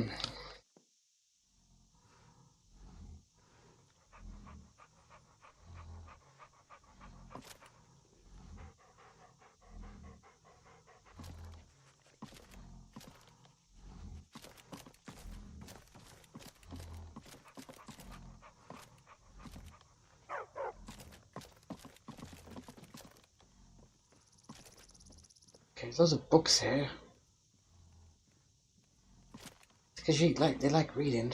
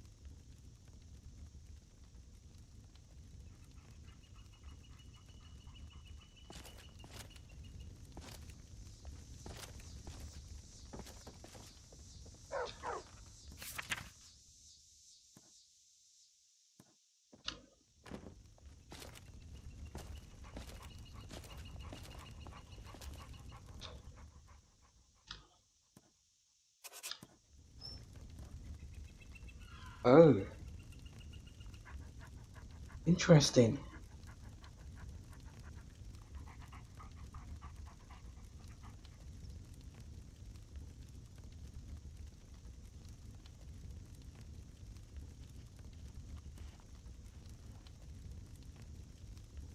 Fire swords.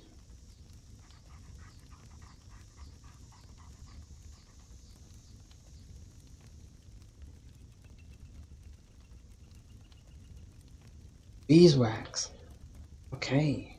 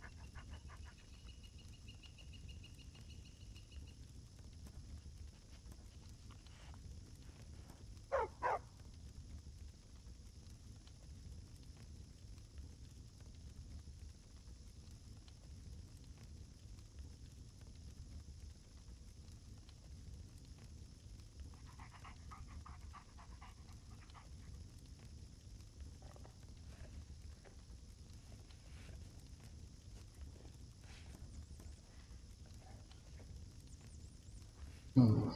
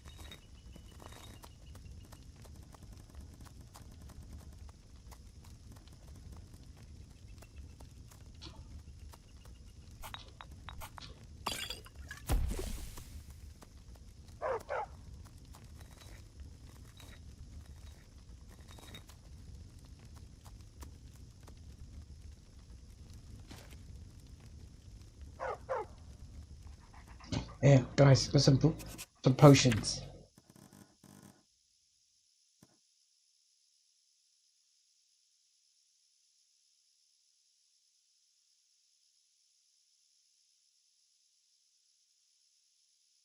Hmm.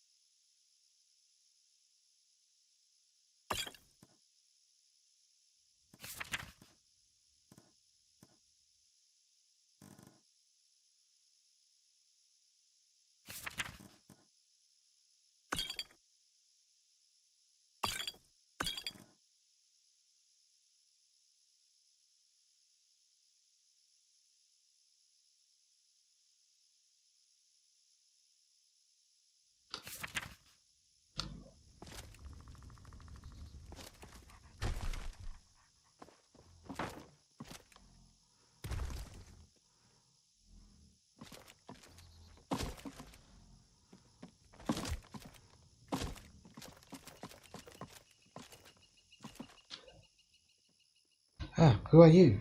What is this place? These are the waterways of southern Elsweyr, silly. I'm Yura. I live here. We were expecting you, so Mir told me to come and welcome you. Hmm. Where would I find her? The Palmer has given you this. The Pride Rock has you home in Elsweyr. Deeper down you'll find a door to the waterways. Travel there to find Mir. Okay, goodbye, Yura. I'll be traveling back to Skyrim soon. Oh, you are so brave! If I could only come with you, I'd make a great dragon slayer. Okay.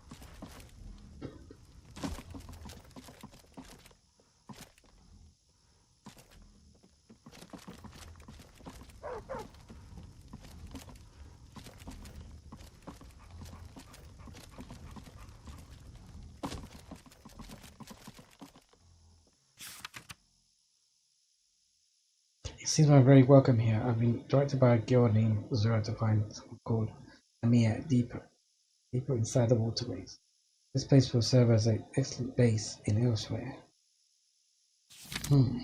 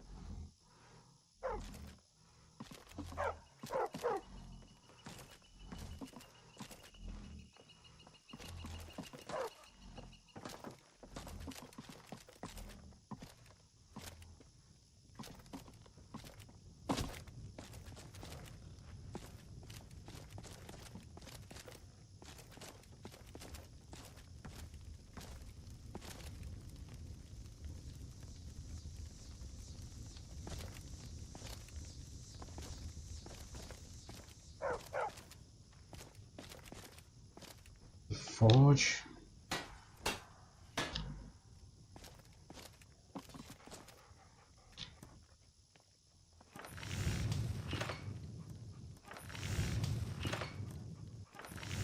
A big staff.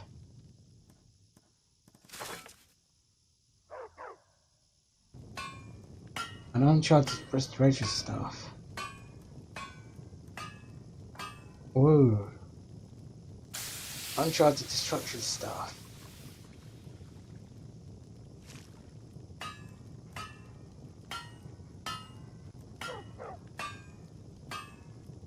This is Soul Gem 1.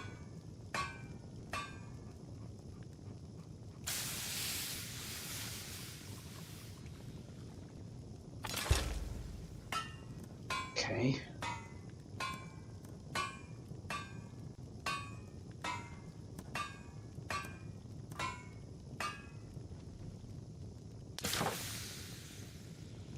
Interesting.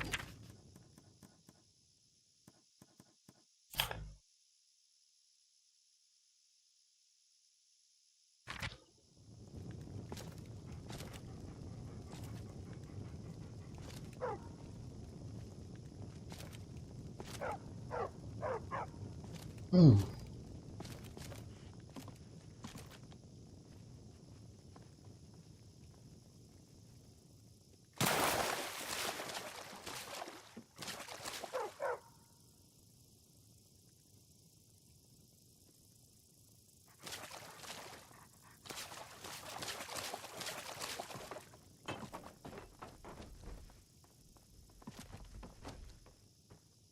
How can I assist?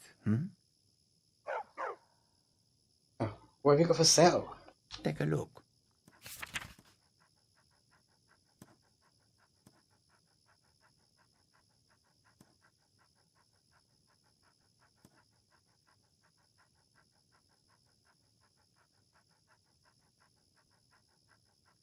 Beige rose alteration.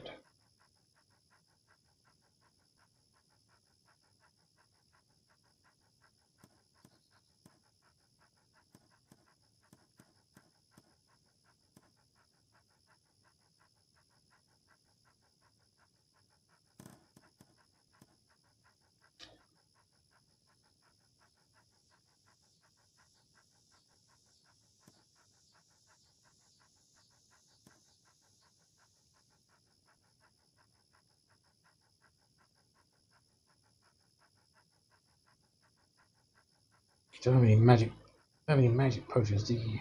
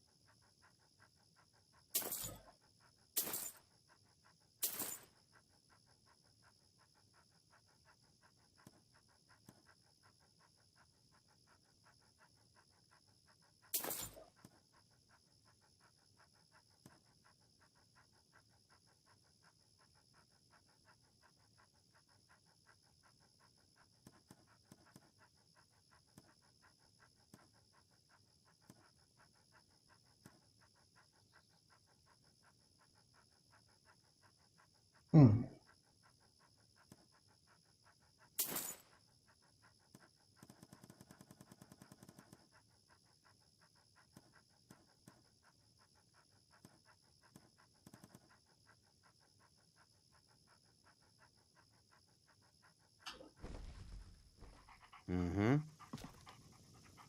Need something?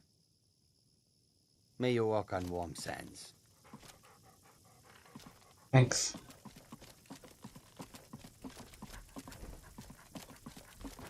What are you doing that for?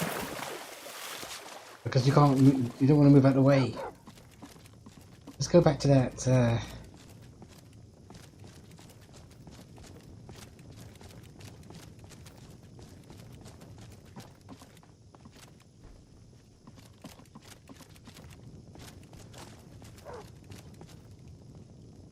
Where's the alchemy table? An enchanting table.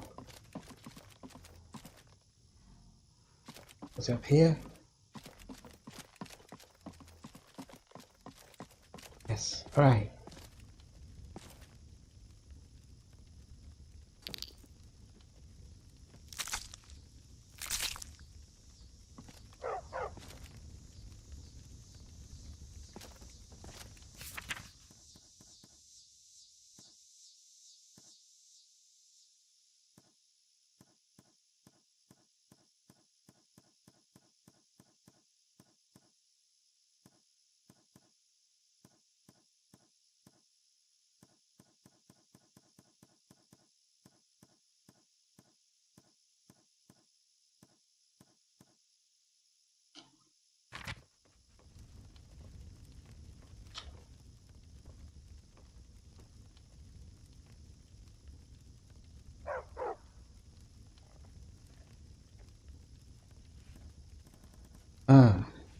Wait.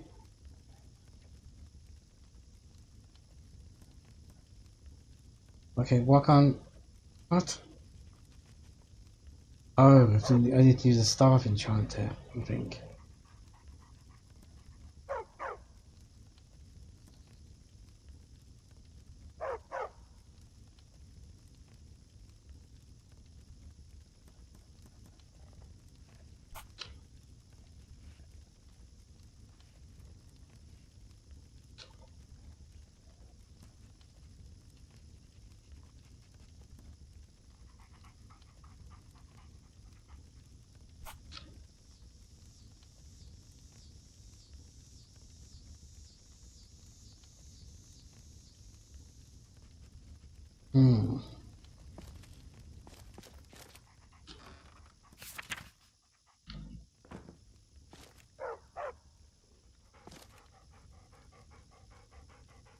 Guys, relax.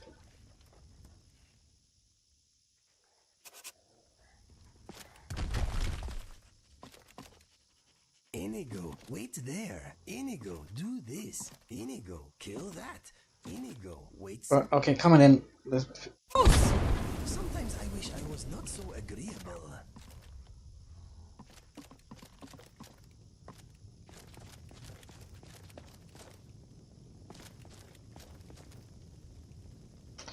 There's some mannequins.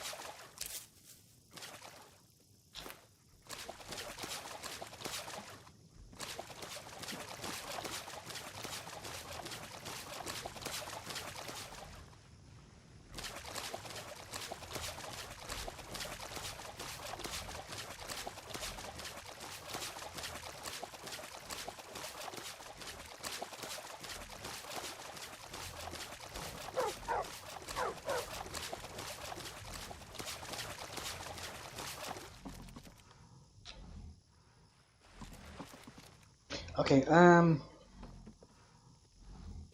waterways.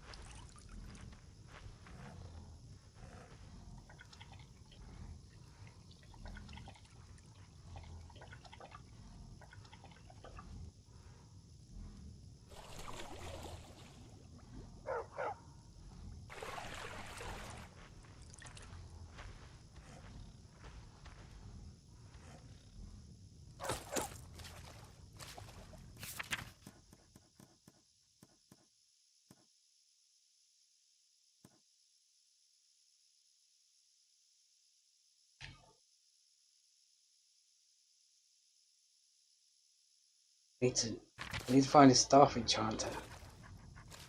Okay, where are we? I'm here in the waterway.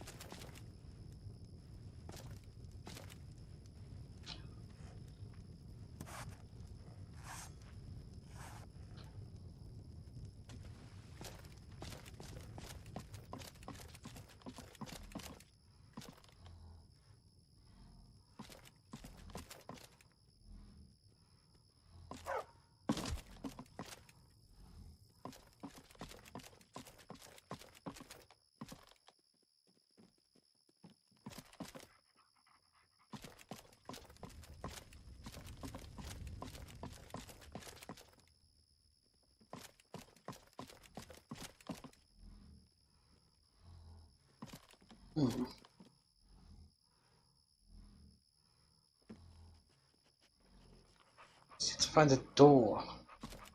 Hey, Zora, where was Amir again?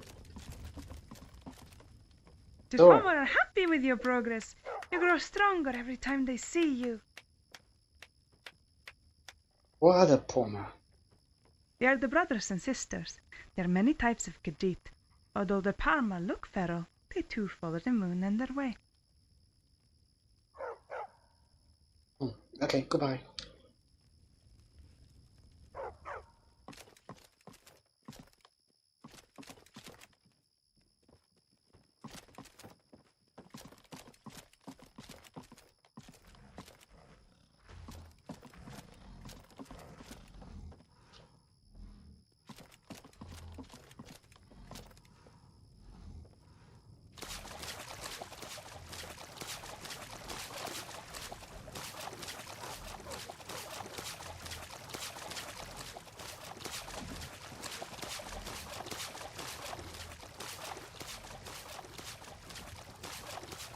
Okay, I'm not sure where we're supposed to be going.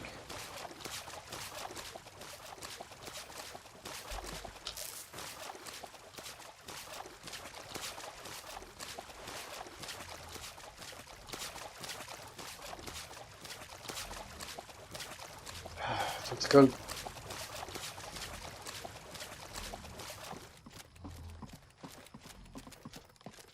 Zora mentioned a door. What's this door?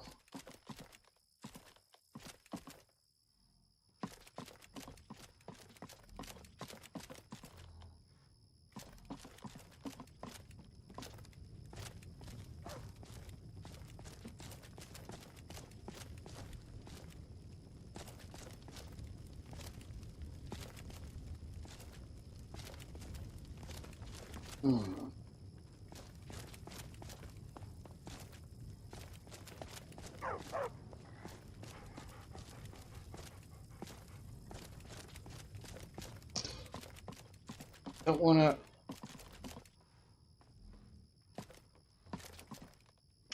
Fuck's sake.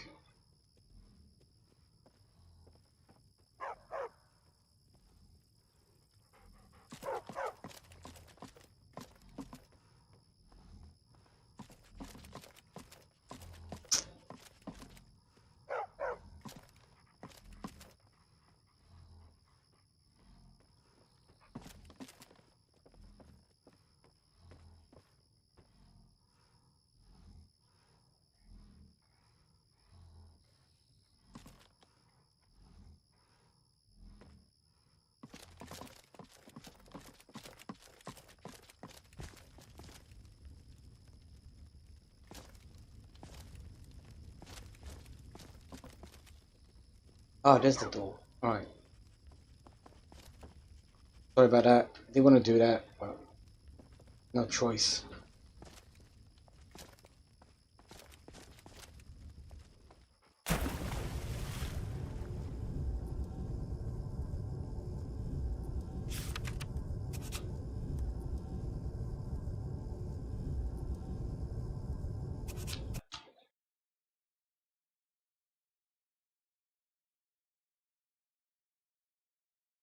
They didn't mean to fall down either.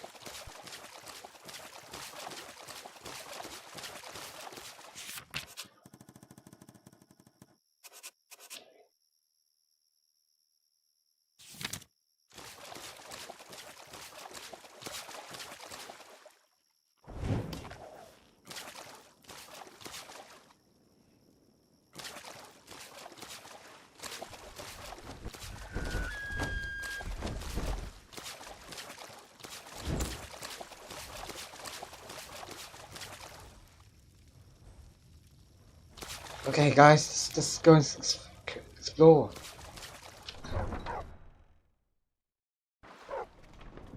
The waterways of, Oh, come on! What the fuck? Are you serious?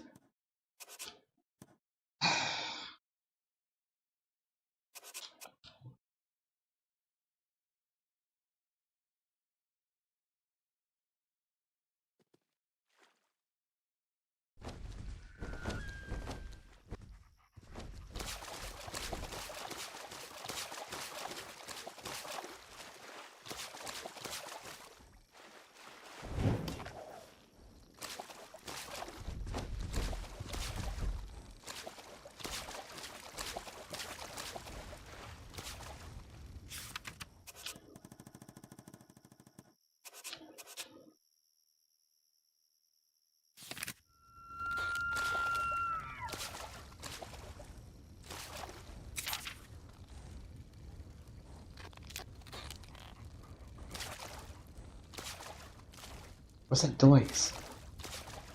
You guys hear it? Where's Zora?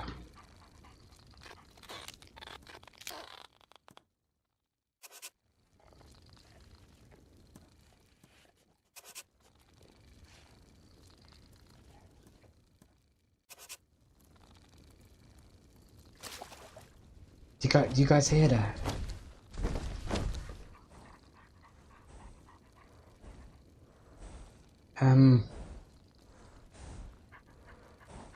They sound like a spider. Okay, where's Zora? God damn it.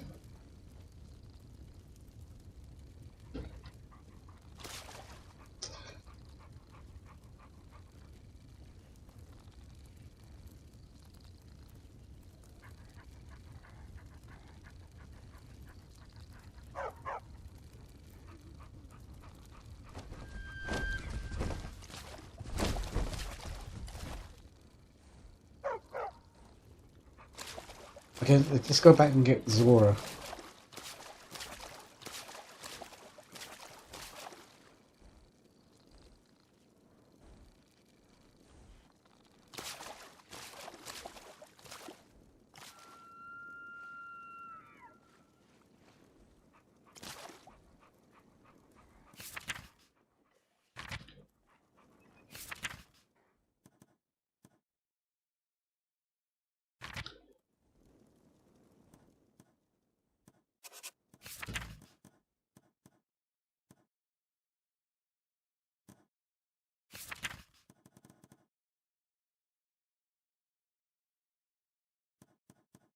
Eight.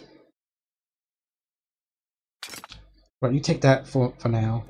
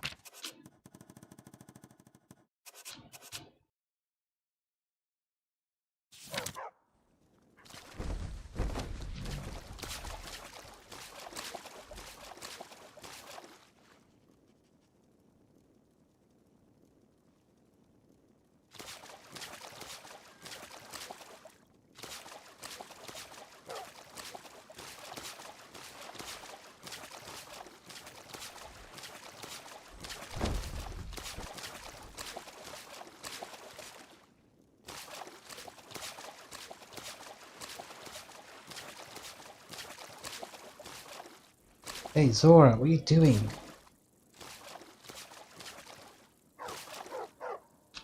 Something on your mind? Yeah, are you following me? Come on, follow me. Come on.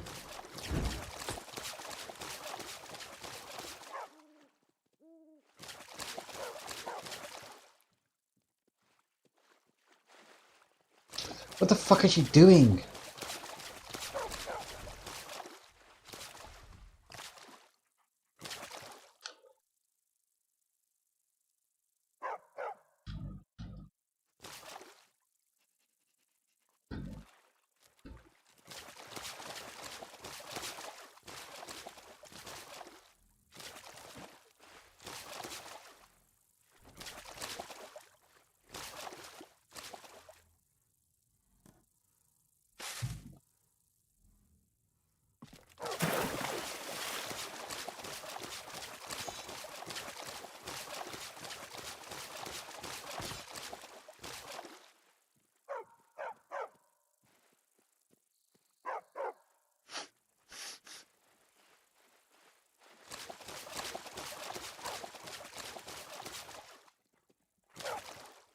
Okay, good. Fine.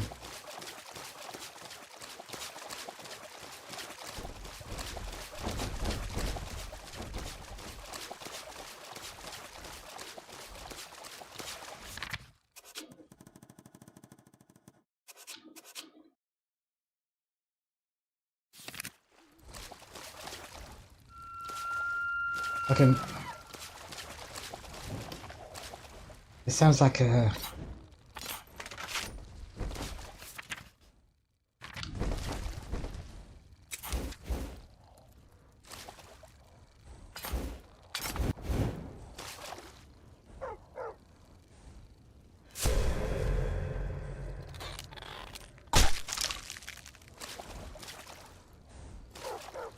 Sounds like a spider. Outside his door. I can hear it.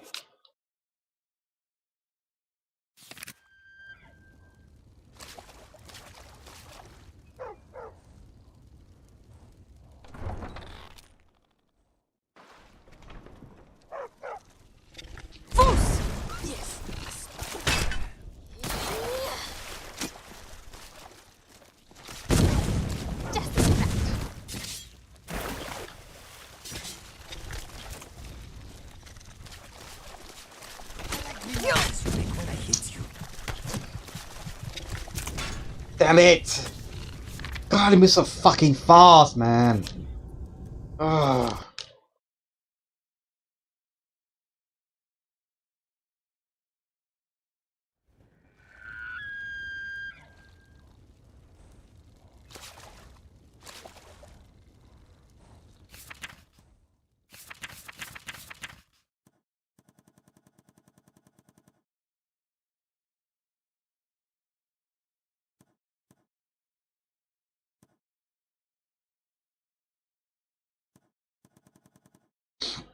Wait, where's the poison? I thought...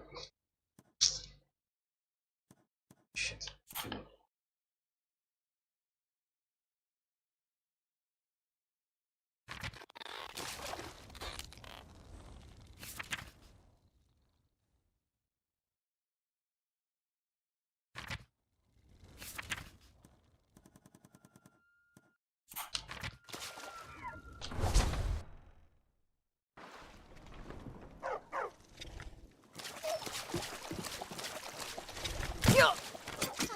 Your head.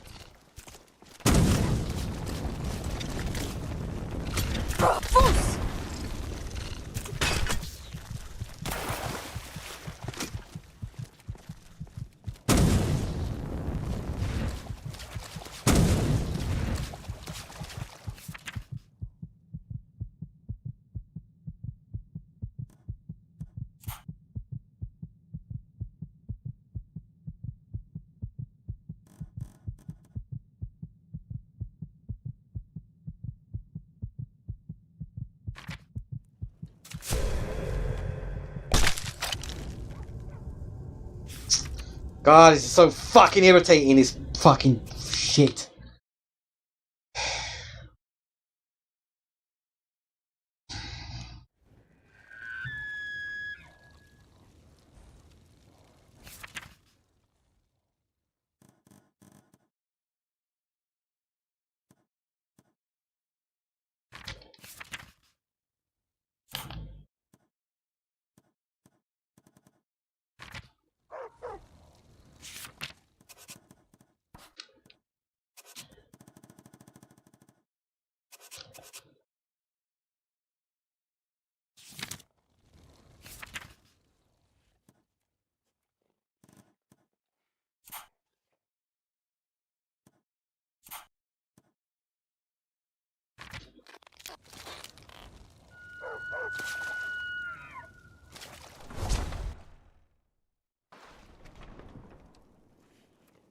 Fools, rock! Fight, my friend.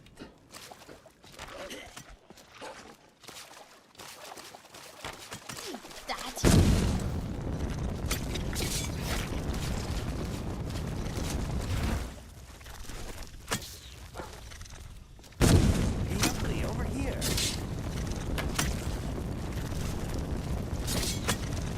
Fools, rock! Touch it!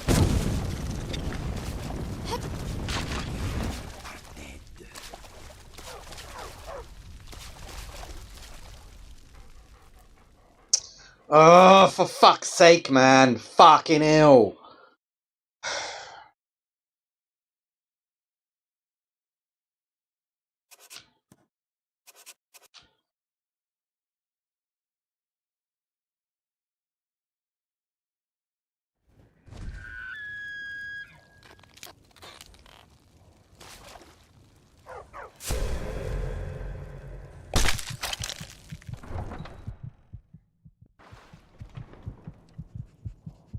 Bruce, roll!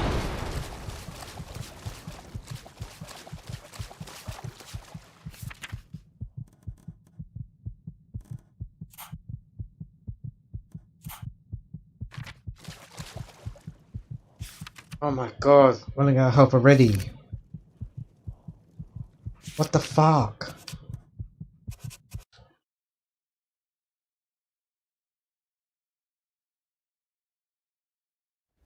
Don't tell me, is that...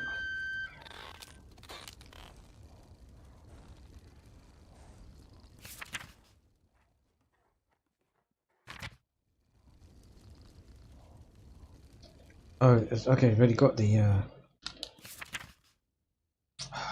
the problem is I keep forgetting which one is,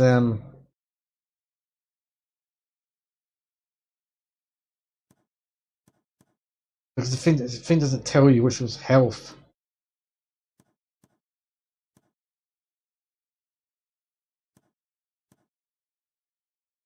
Ah, it's running out of time.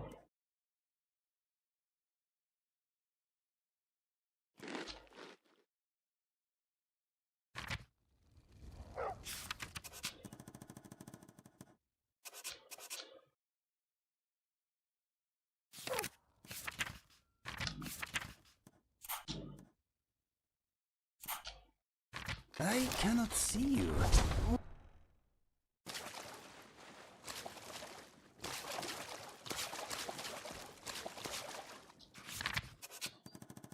Okay. I'm fine with this.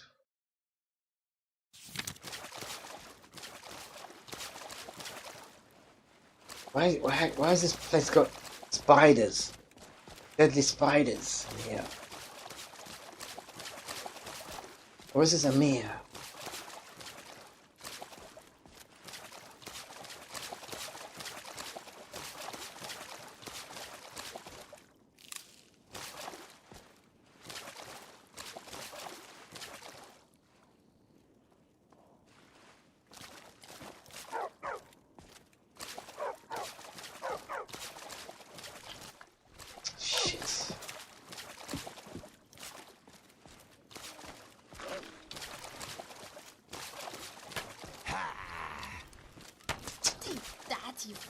God damn it.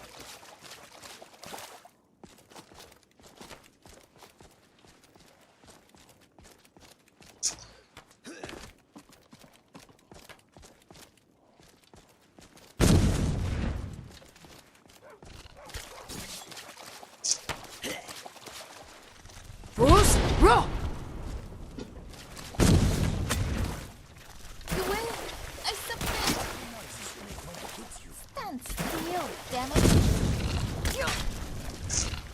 Oh, fucking stop.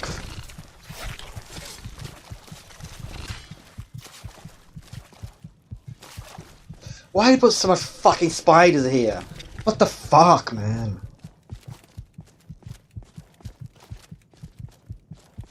Why fucking spiders?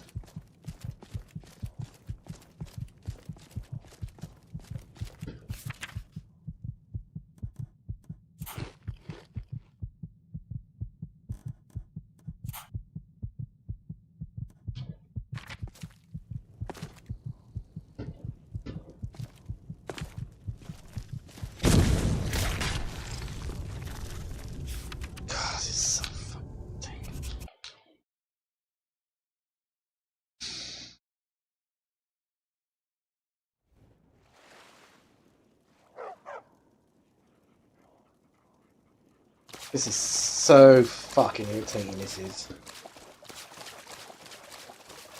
It's irritating because you're... because it's overpowered. It's ridiculous.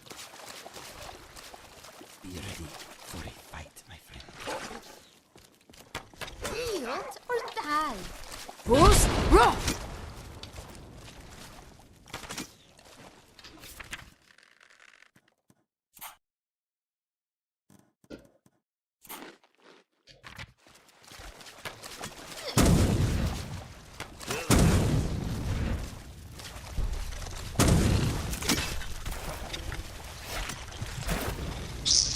Ah, this is pissing me off. This is fucking hell. This is fucking pissing me off. It's fucking ridiculous.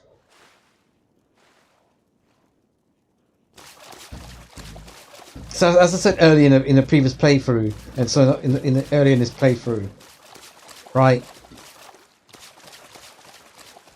See, when you get enemies like this that shouldn't be that overpowered, it makes this modlist so ridiculous.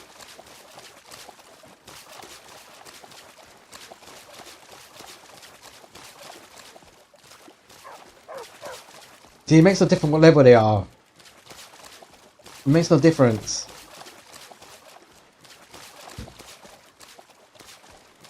They move. So, this becomes fucking ridiculous. It becomes boring.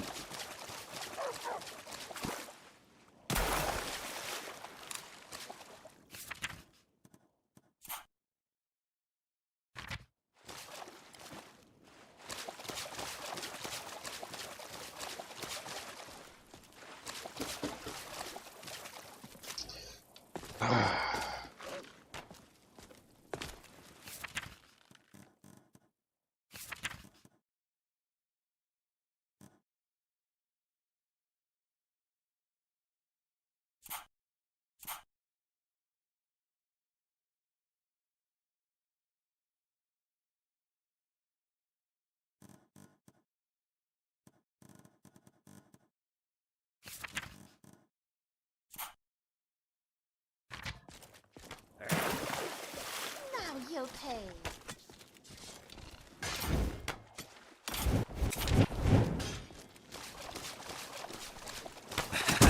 This is fun.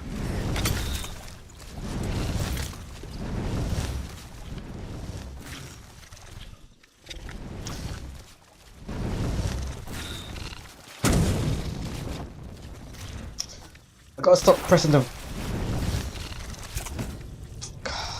Fucking hell! Come on! Oh, this is so boring.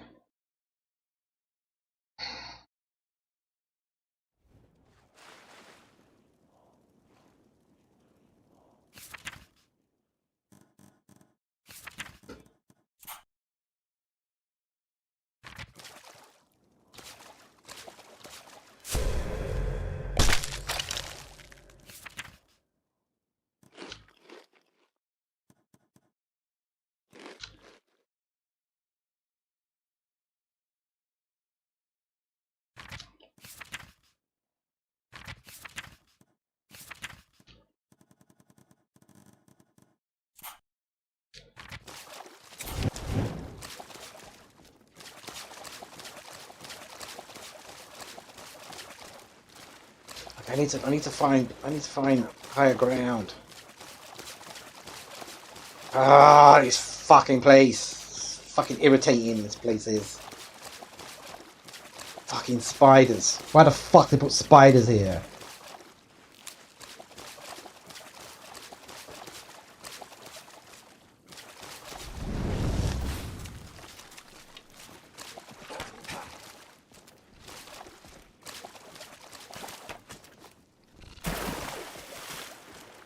Take that, you fiend.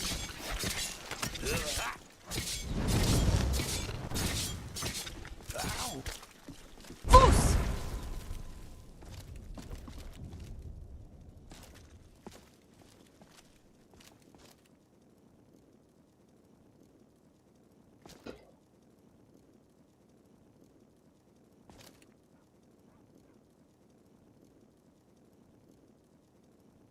Okay.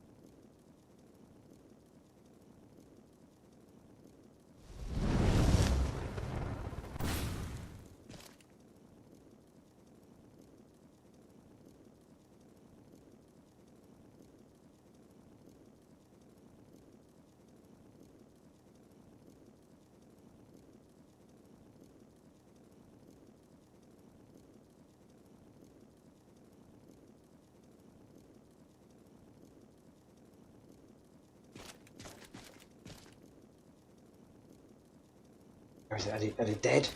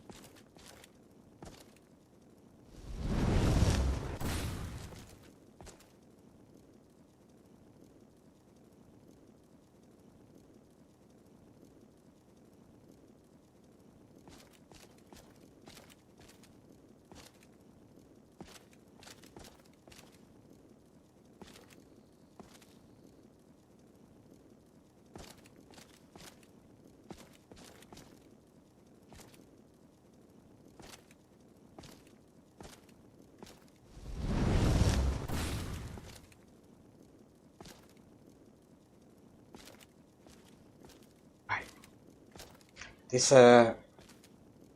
draining touch seemed to be working fine. Right. God, these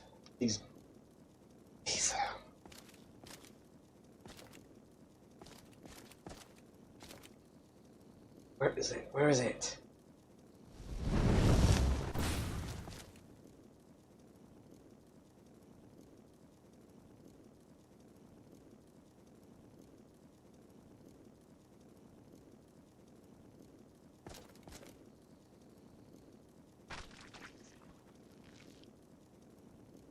Okay.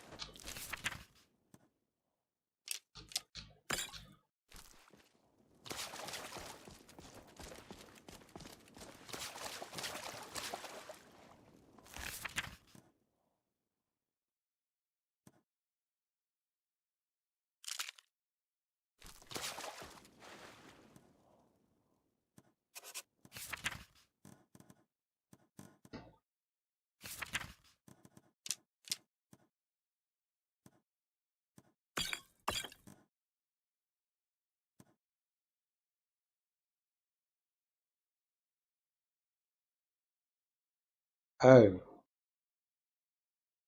Oh, this is not poison resistance. It's poison aversion. Ah, it's probably didn't work. Yeah. Yeah, take that as well.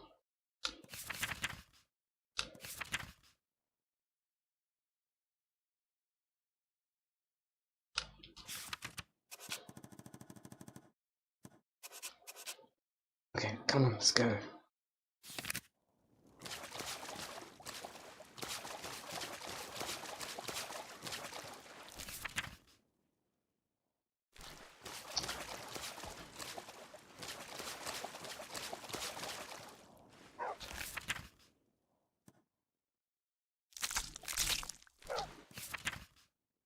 So this eyeball.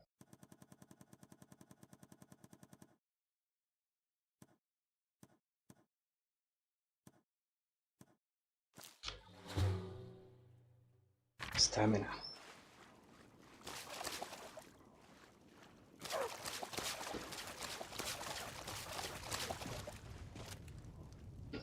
A campfire here.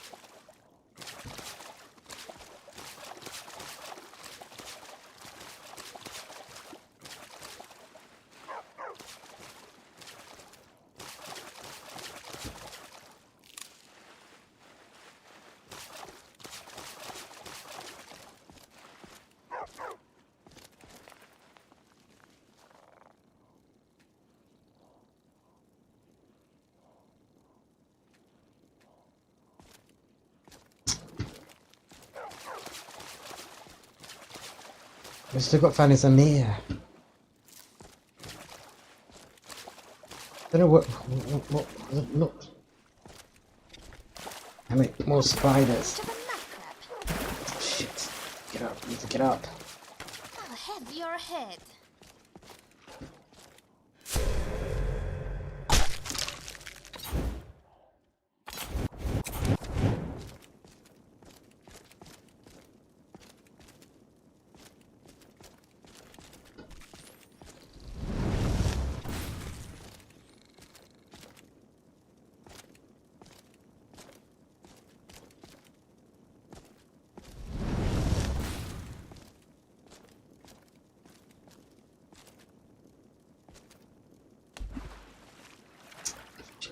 Shit.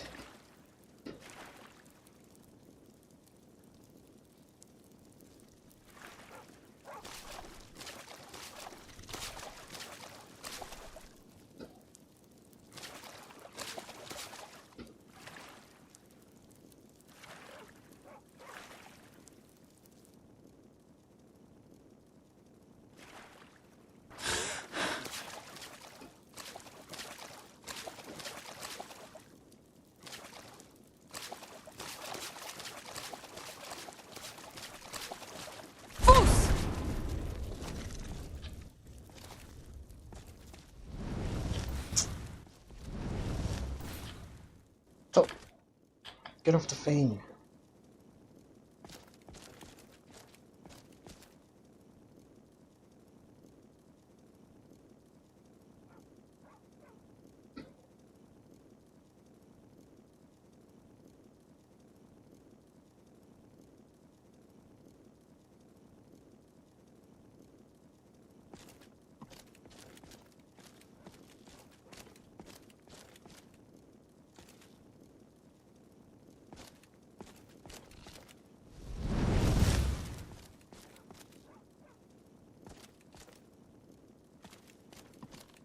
Puss, row!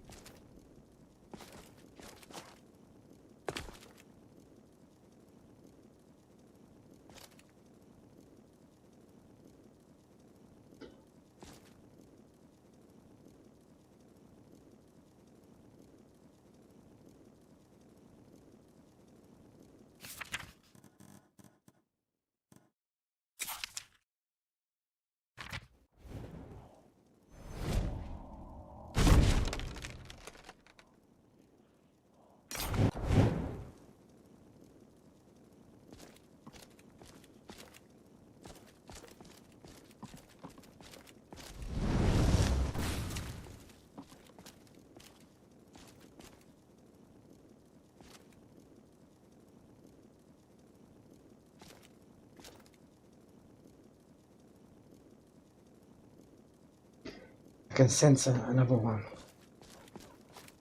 There's one more left.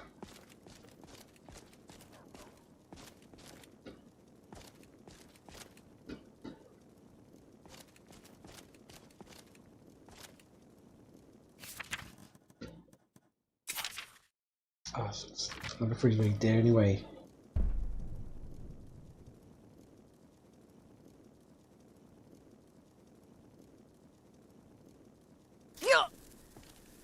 Shit.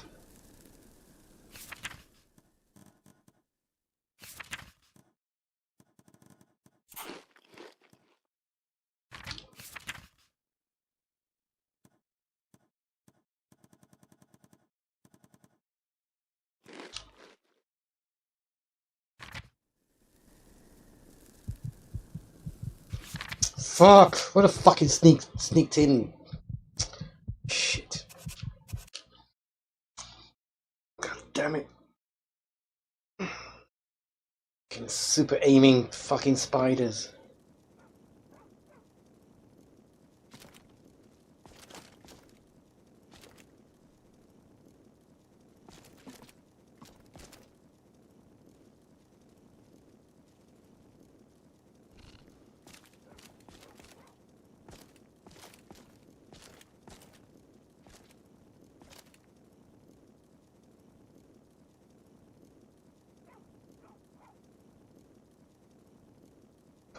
Where is it?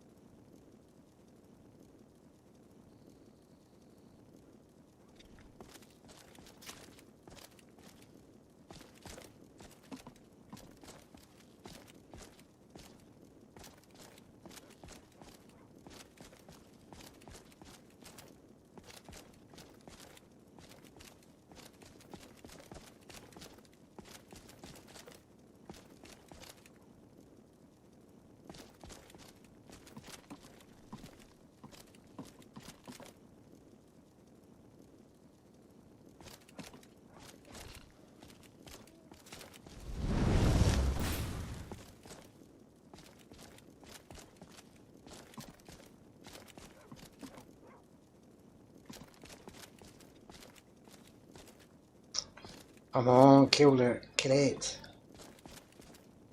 Where is it?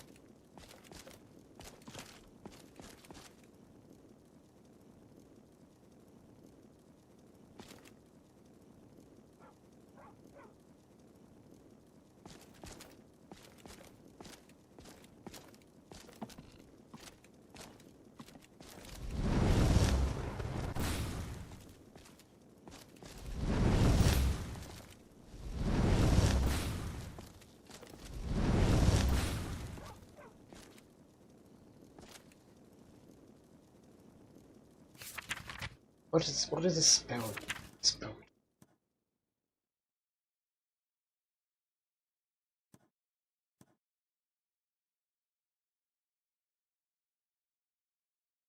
So it's 3 points of health and magicka. Second.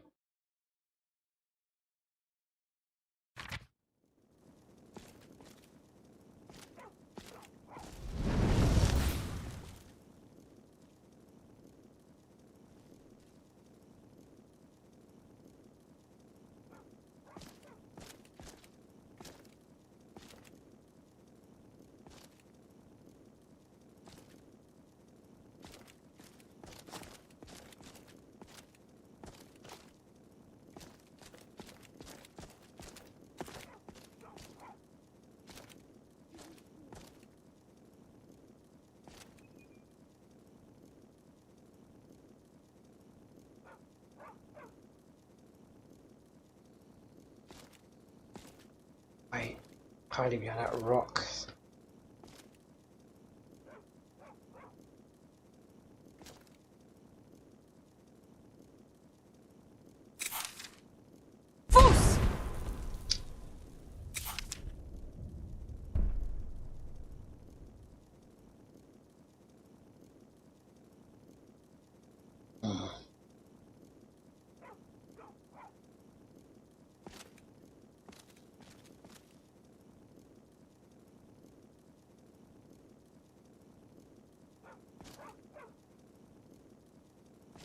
Try and sneak up behind them.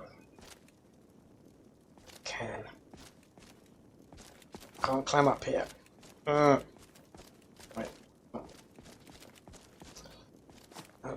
Come on. Jump. Come up.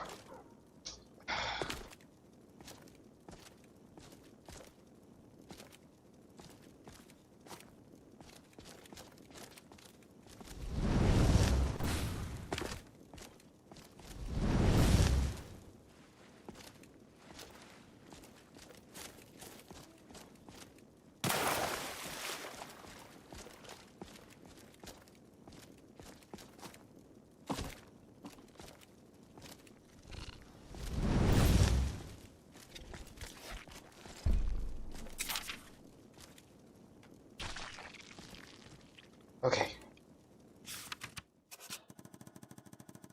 Other one dead.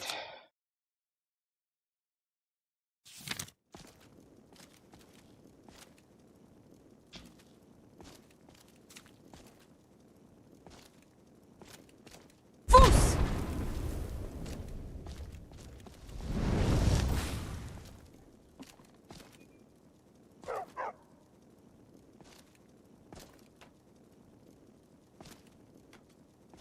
This one looks like the queen.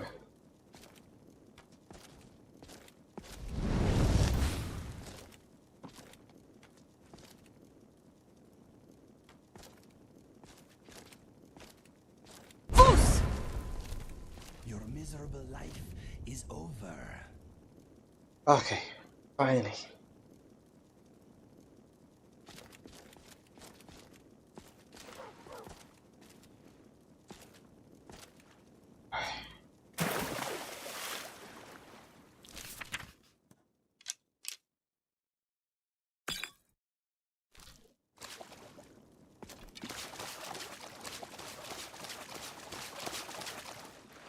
Yeah, this one's with the queen.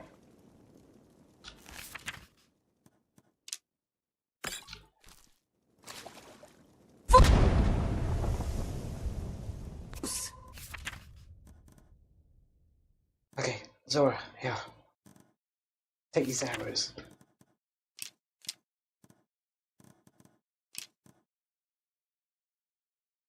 Take these as well.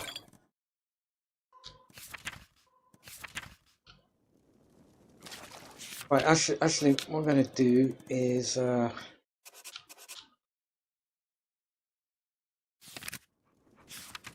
be back in a minute.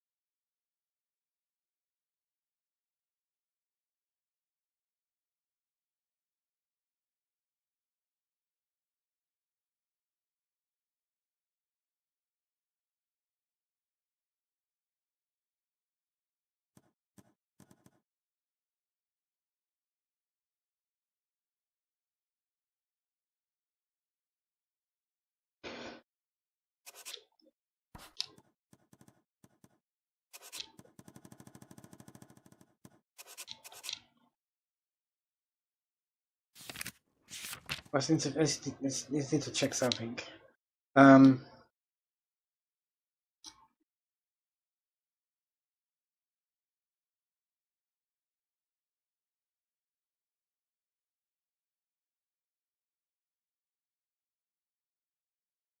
I need to check something.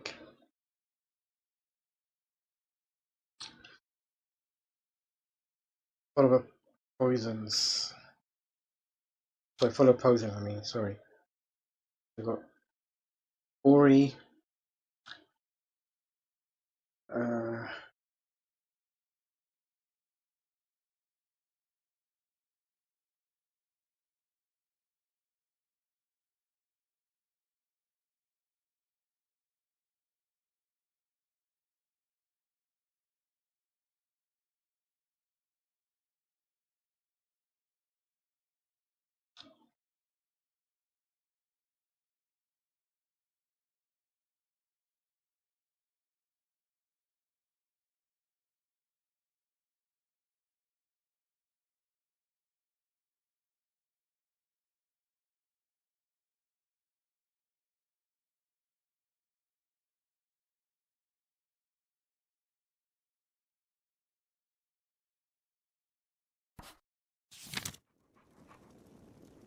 Okay. Everyone here. Alright, let's go.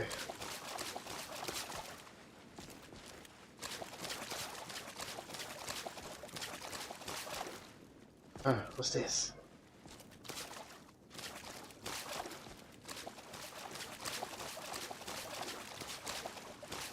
Is this another village? Town?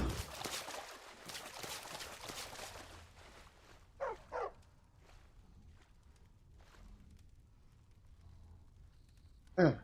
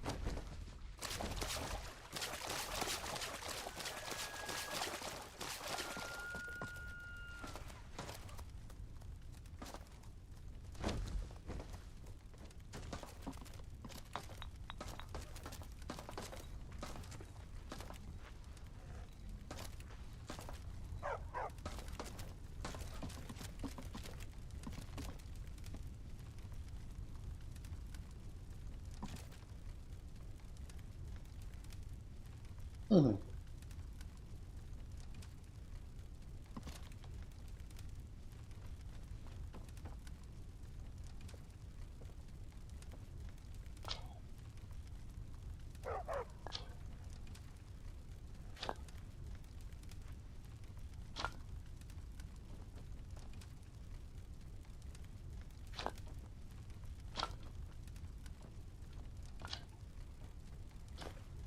Looks like we can take these things.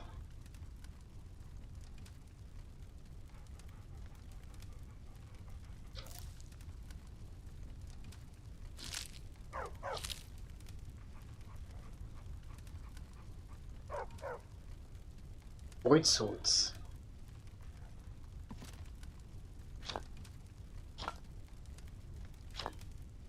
Looks like we could take these.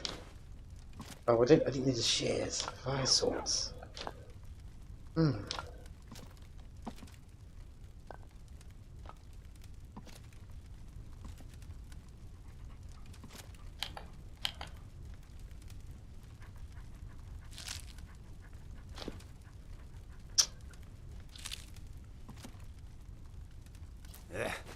Damn fleas. Yes? Can you move out of the way? Thanks.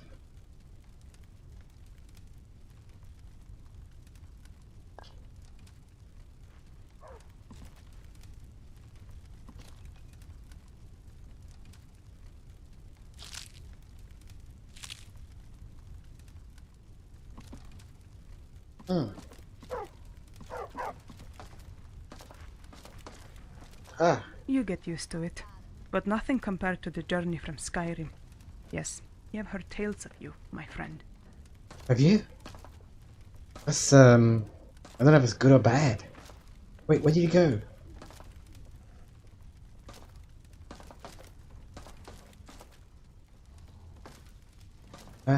You must be Amir. You get used to it, but nothing compared to the journey from Skyrim. Yes, I have heard tales of you, my friend.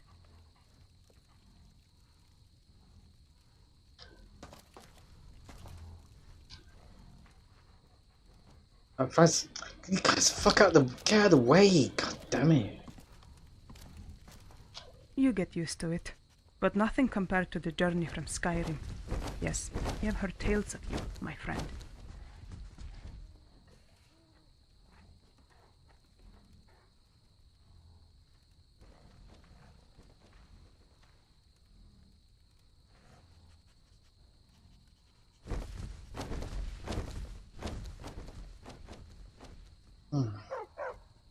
Well, actually, my character's not surprised to find anybody here.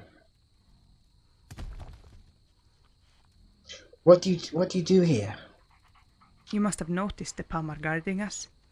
We are essential to the Moonsugar, my friend, and in a manner, we are the mains emissaries for them. What are the Moonpaths? Well, you tell me. We've traveled on one. In short, they are the secret paths of the Khajiit caravans to use to move between the provinces. Are they magical? Magical? Ha! Of course, following the moons to one's destination is always deeply magical experience for a Khajiit, but sparkly magic? No. Are you the leader here? The leader? Every Khajiit in their own pillar. We follow only the moon and the main, but in a sense I command respect amongst the folk here.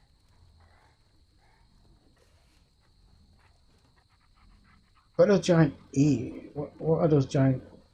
What are these giant cats? They speak to me as if I'm. Do they?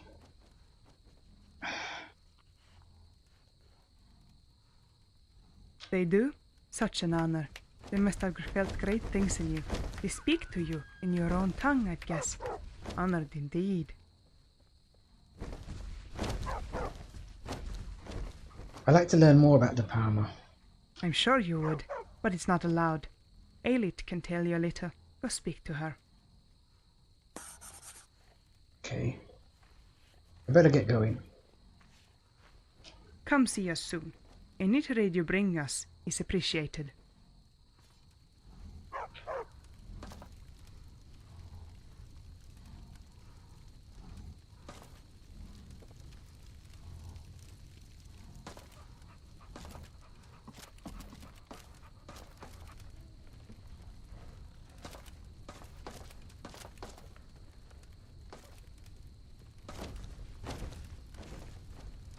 Hello.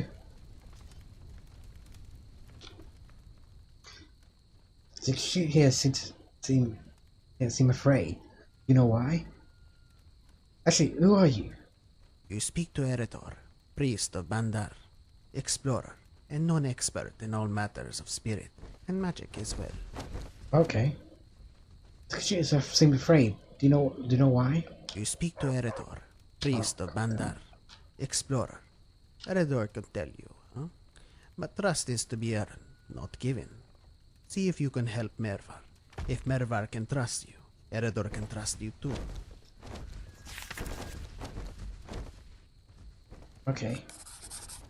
You mind if I use your alchemy table?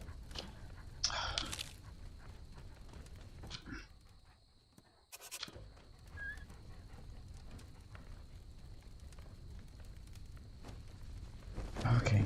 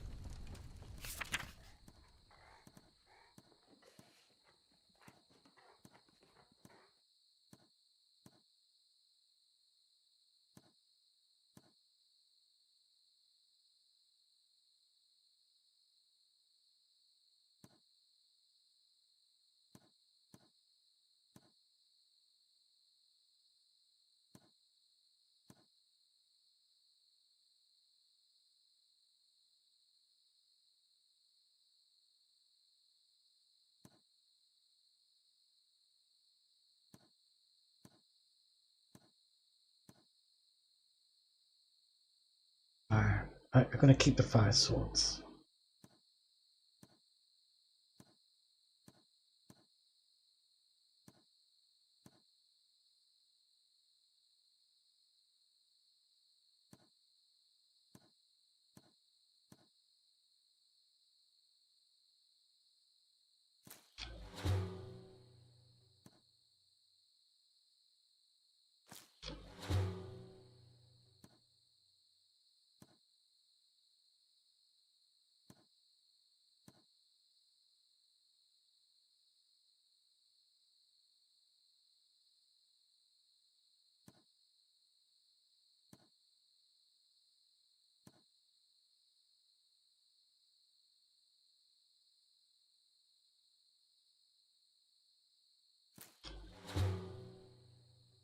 Shock aversion.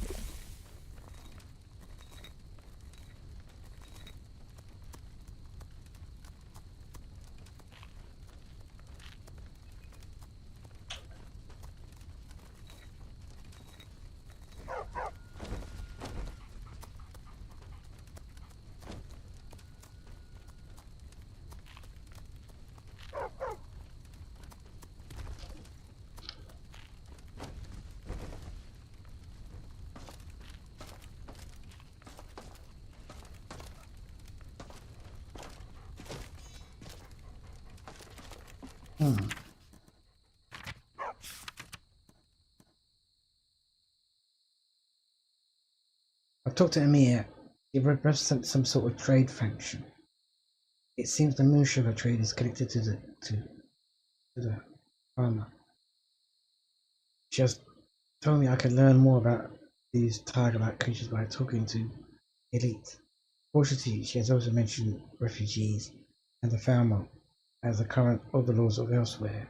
See, things are not well here.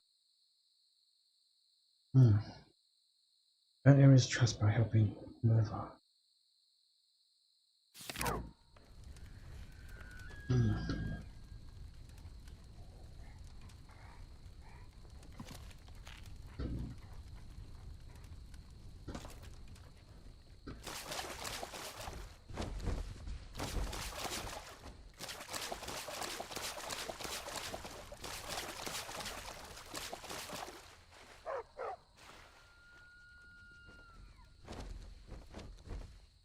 What do you do here? I trade mostly. Those damn Thalmor have driven many Khajiit into the jungles and waterways. We are their only supply line in this region.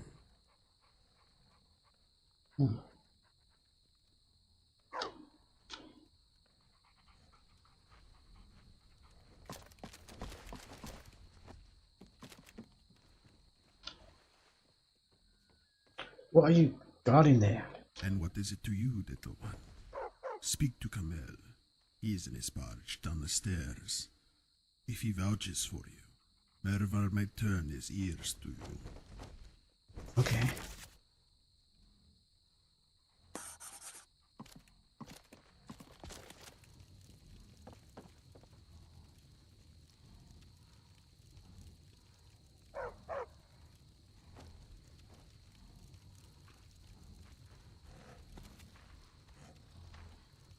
Looks like these kitties are offering these things for free.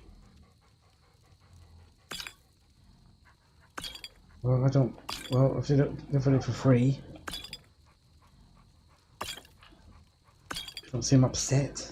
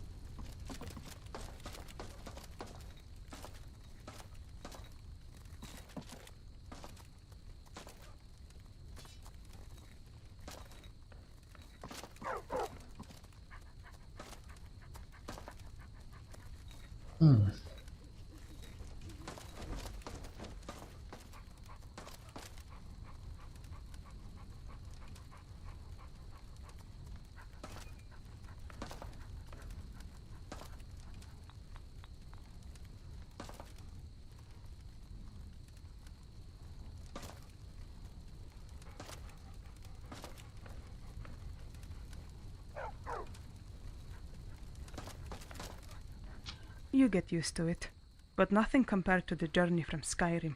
Yes, I have heard tales of you, my friend.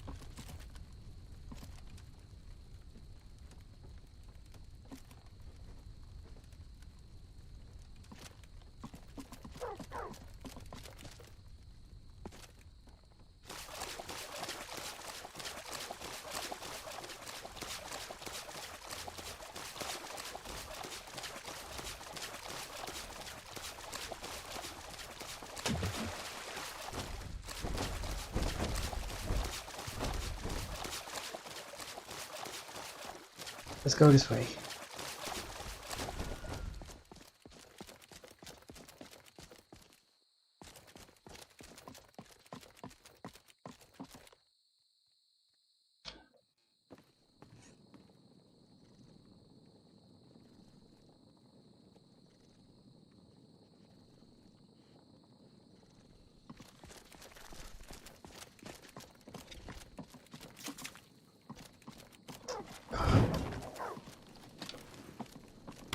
Time to end this.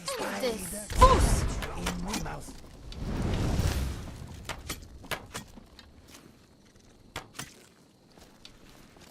Too many legs. You have to die.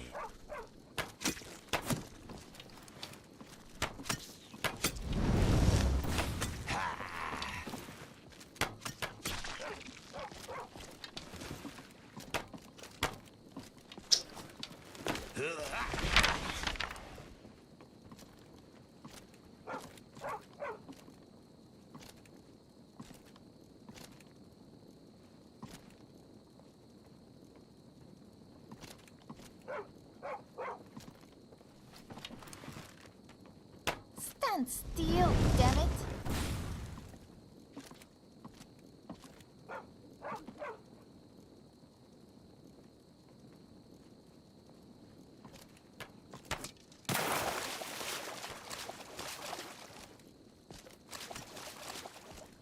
Bruce, roll!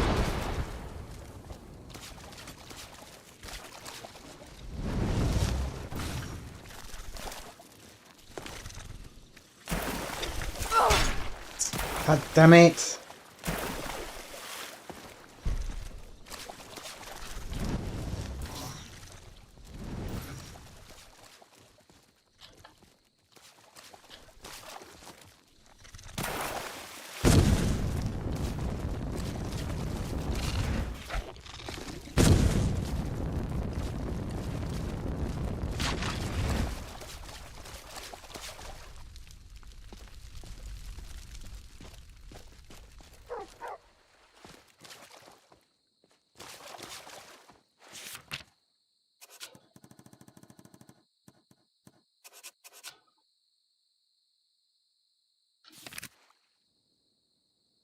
Guys.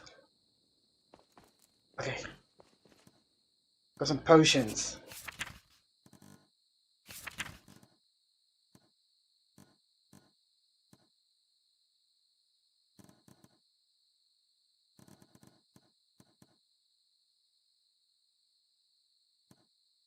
Yeah.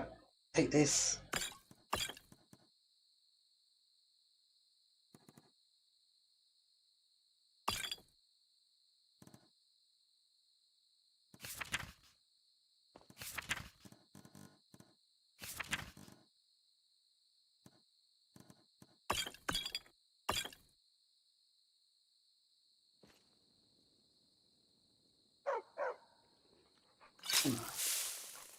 I could really use a healer right now. Ow. I just gave you potions. Healing potions.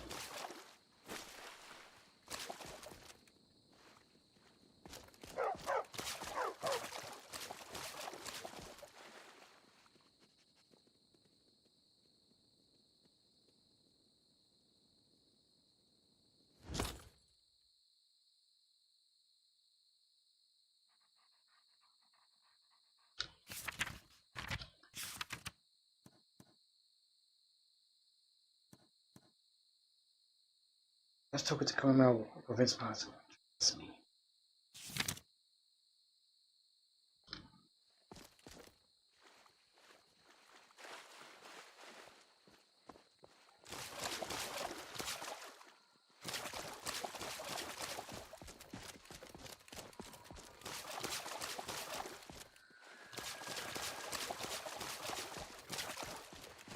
What was that door?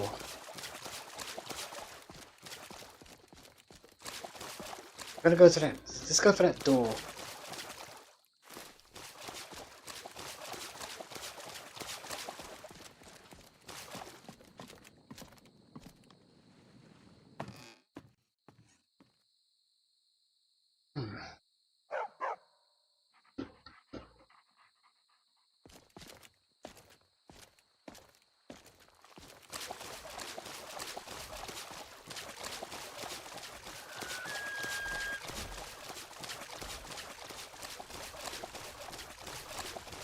Oh, that's that door. Okay, I can't go that way.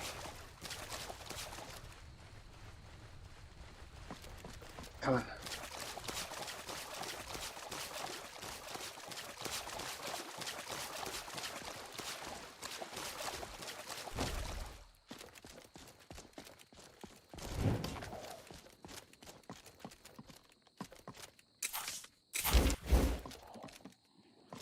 Wonder how my progress is making. My spell research.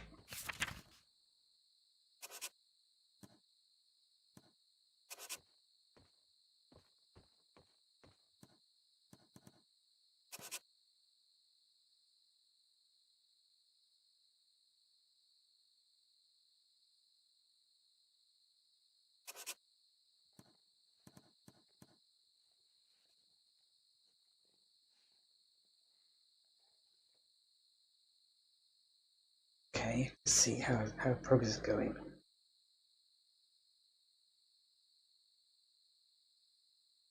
Try and forget. Yeah. Okay, energy.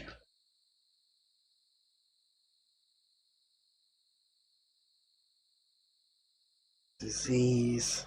Earth. Okay, fire is too low. Flesh. Frost is too low.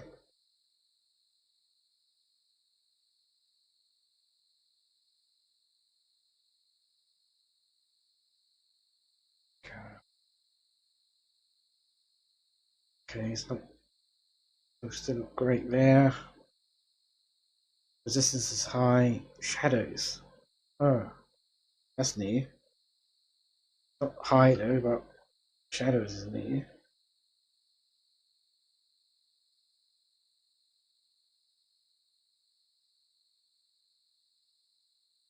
It's,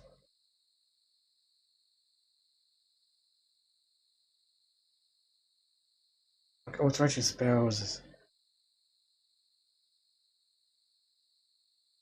Alteration spells. Destruction spells. Okay, destruction spells is going quite good. 357. Aim spell. Aim targeting. Yeah, that's going well.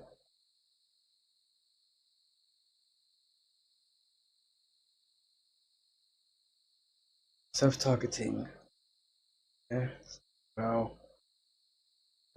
94.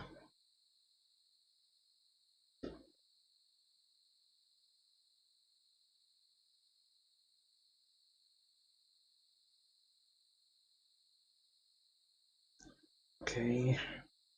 Nothing much there. Nothing techniques. Transforming techniques.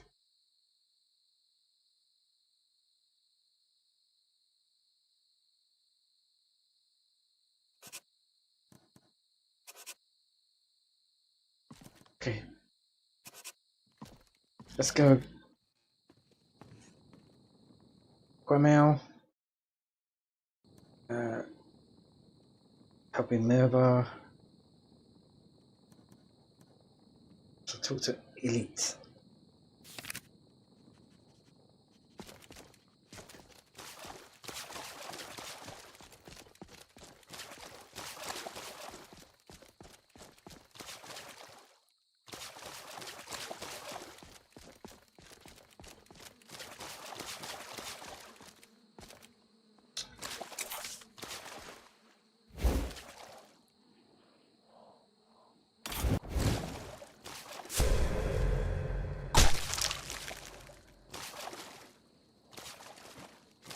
Where is that stupid dog? Hey, get ready, guys. Damn it.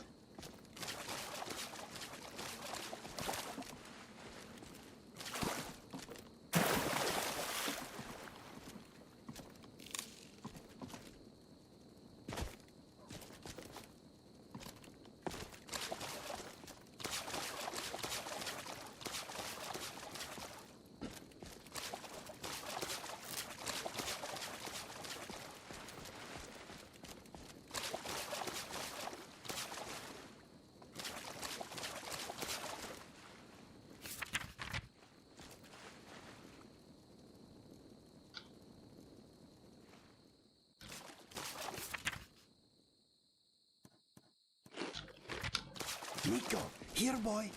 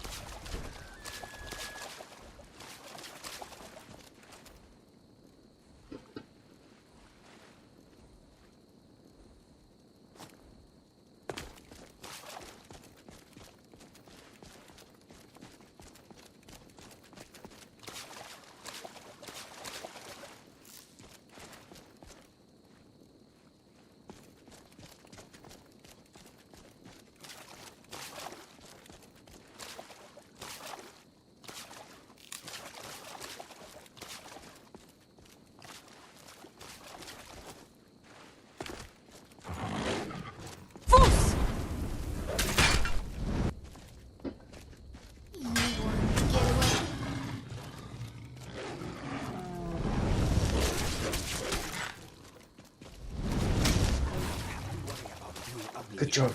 Again. Good job, good job.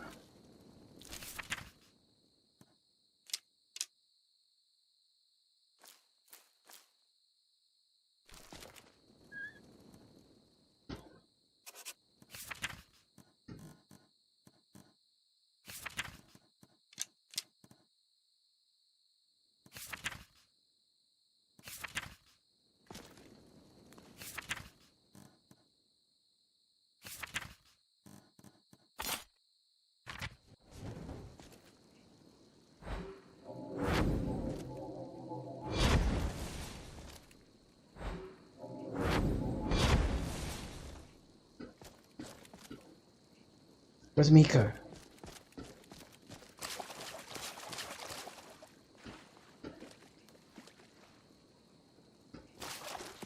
Where's Miko?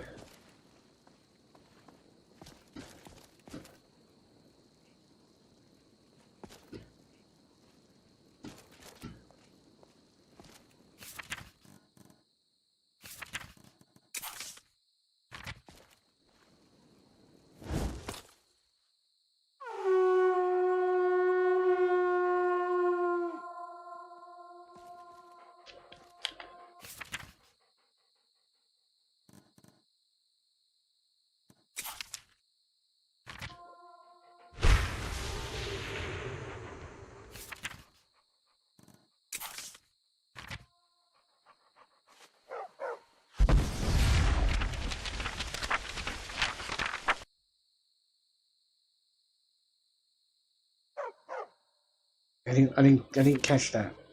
Whatever that was.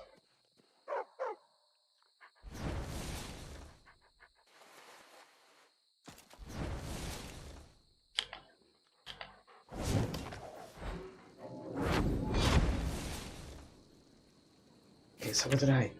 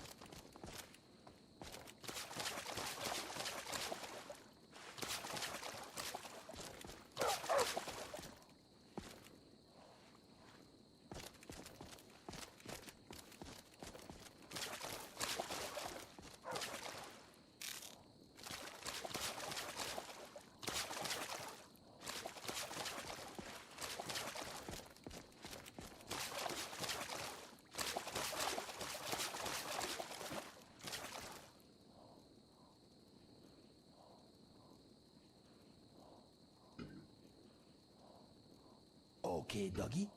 You are the number 2 companion. I am number 1. There is no negotiation to be had. Got it? Bark if you understand me.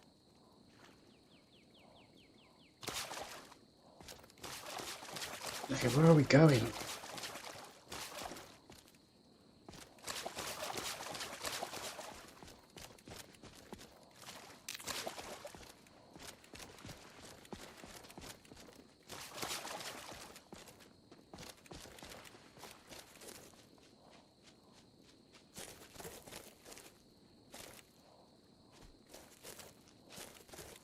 There's a door here. Let's go for this door.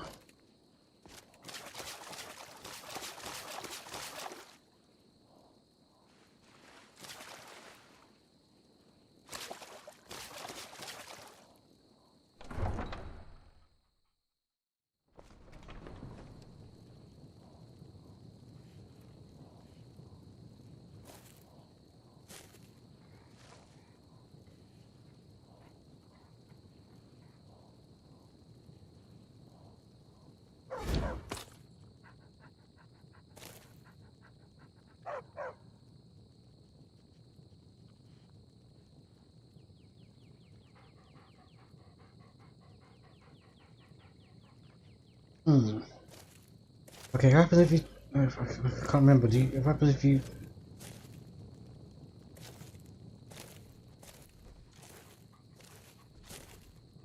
I don't know if my current deity will be happy if I start worshipping another... I don't know how that works. I need to talk to a priest.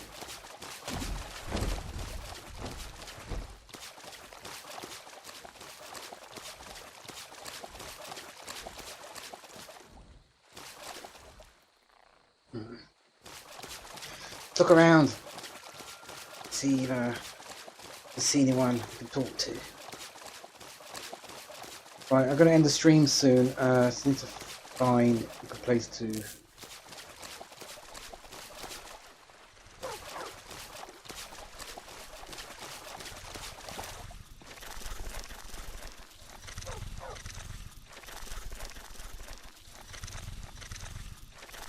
What's that noise?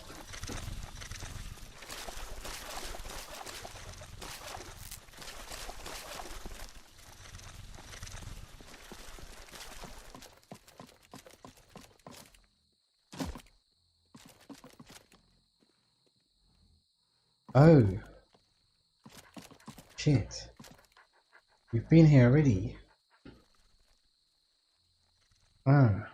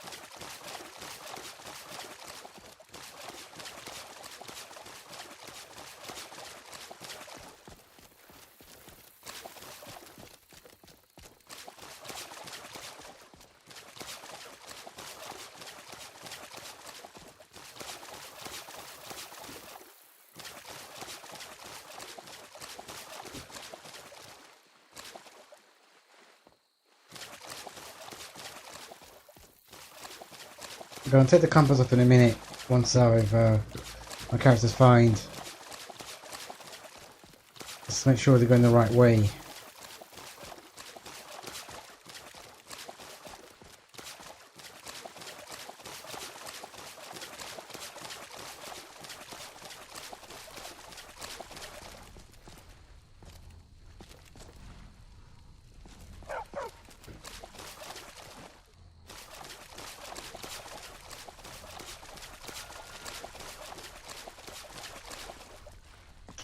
Okay,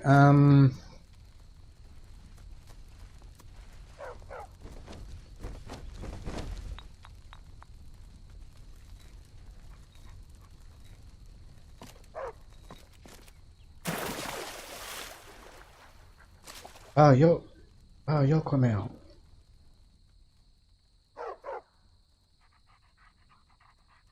Mother says I get you to vouch for me. He seems agitated. Mervar guards us, but he can be stubborn. Just tell him to stop being an oaf, or I will twist his ears. What's going on here, anyway? Why is Morval so paranoid? Well, you know, the kingdoms of Elsweyr are now a Altmer protectorate, but this does not mean everyone is a compliant vassal to their delusions. You mean you You've got our rebels. Indeed, and all this moon sugar is going straight into our new main's coffers. Hence Mervar's caution. Dalmor spies are everywhere. Okay. Alright. Okay, so yeah, hopefully this so I'm gonna stop end the stream here. Yeah. We found a way to defeat this for spiders. Yeah. Bit annoying, the spiders. Because I think they're a bit too overpowered. Anyway, but anyway, we found a way to defeat them, and so right, I'm gonna end the stream here. So thanks for watching. We'll continue it tomorrow. Hopefully back at the normal time on the schedule tomorrow. All right, so thanks again, and goodbye.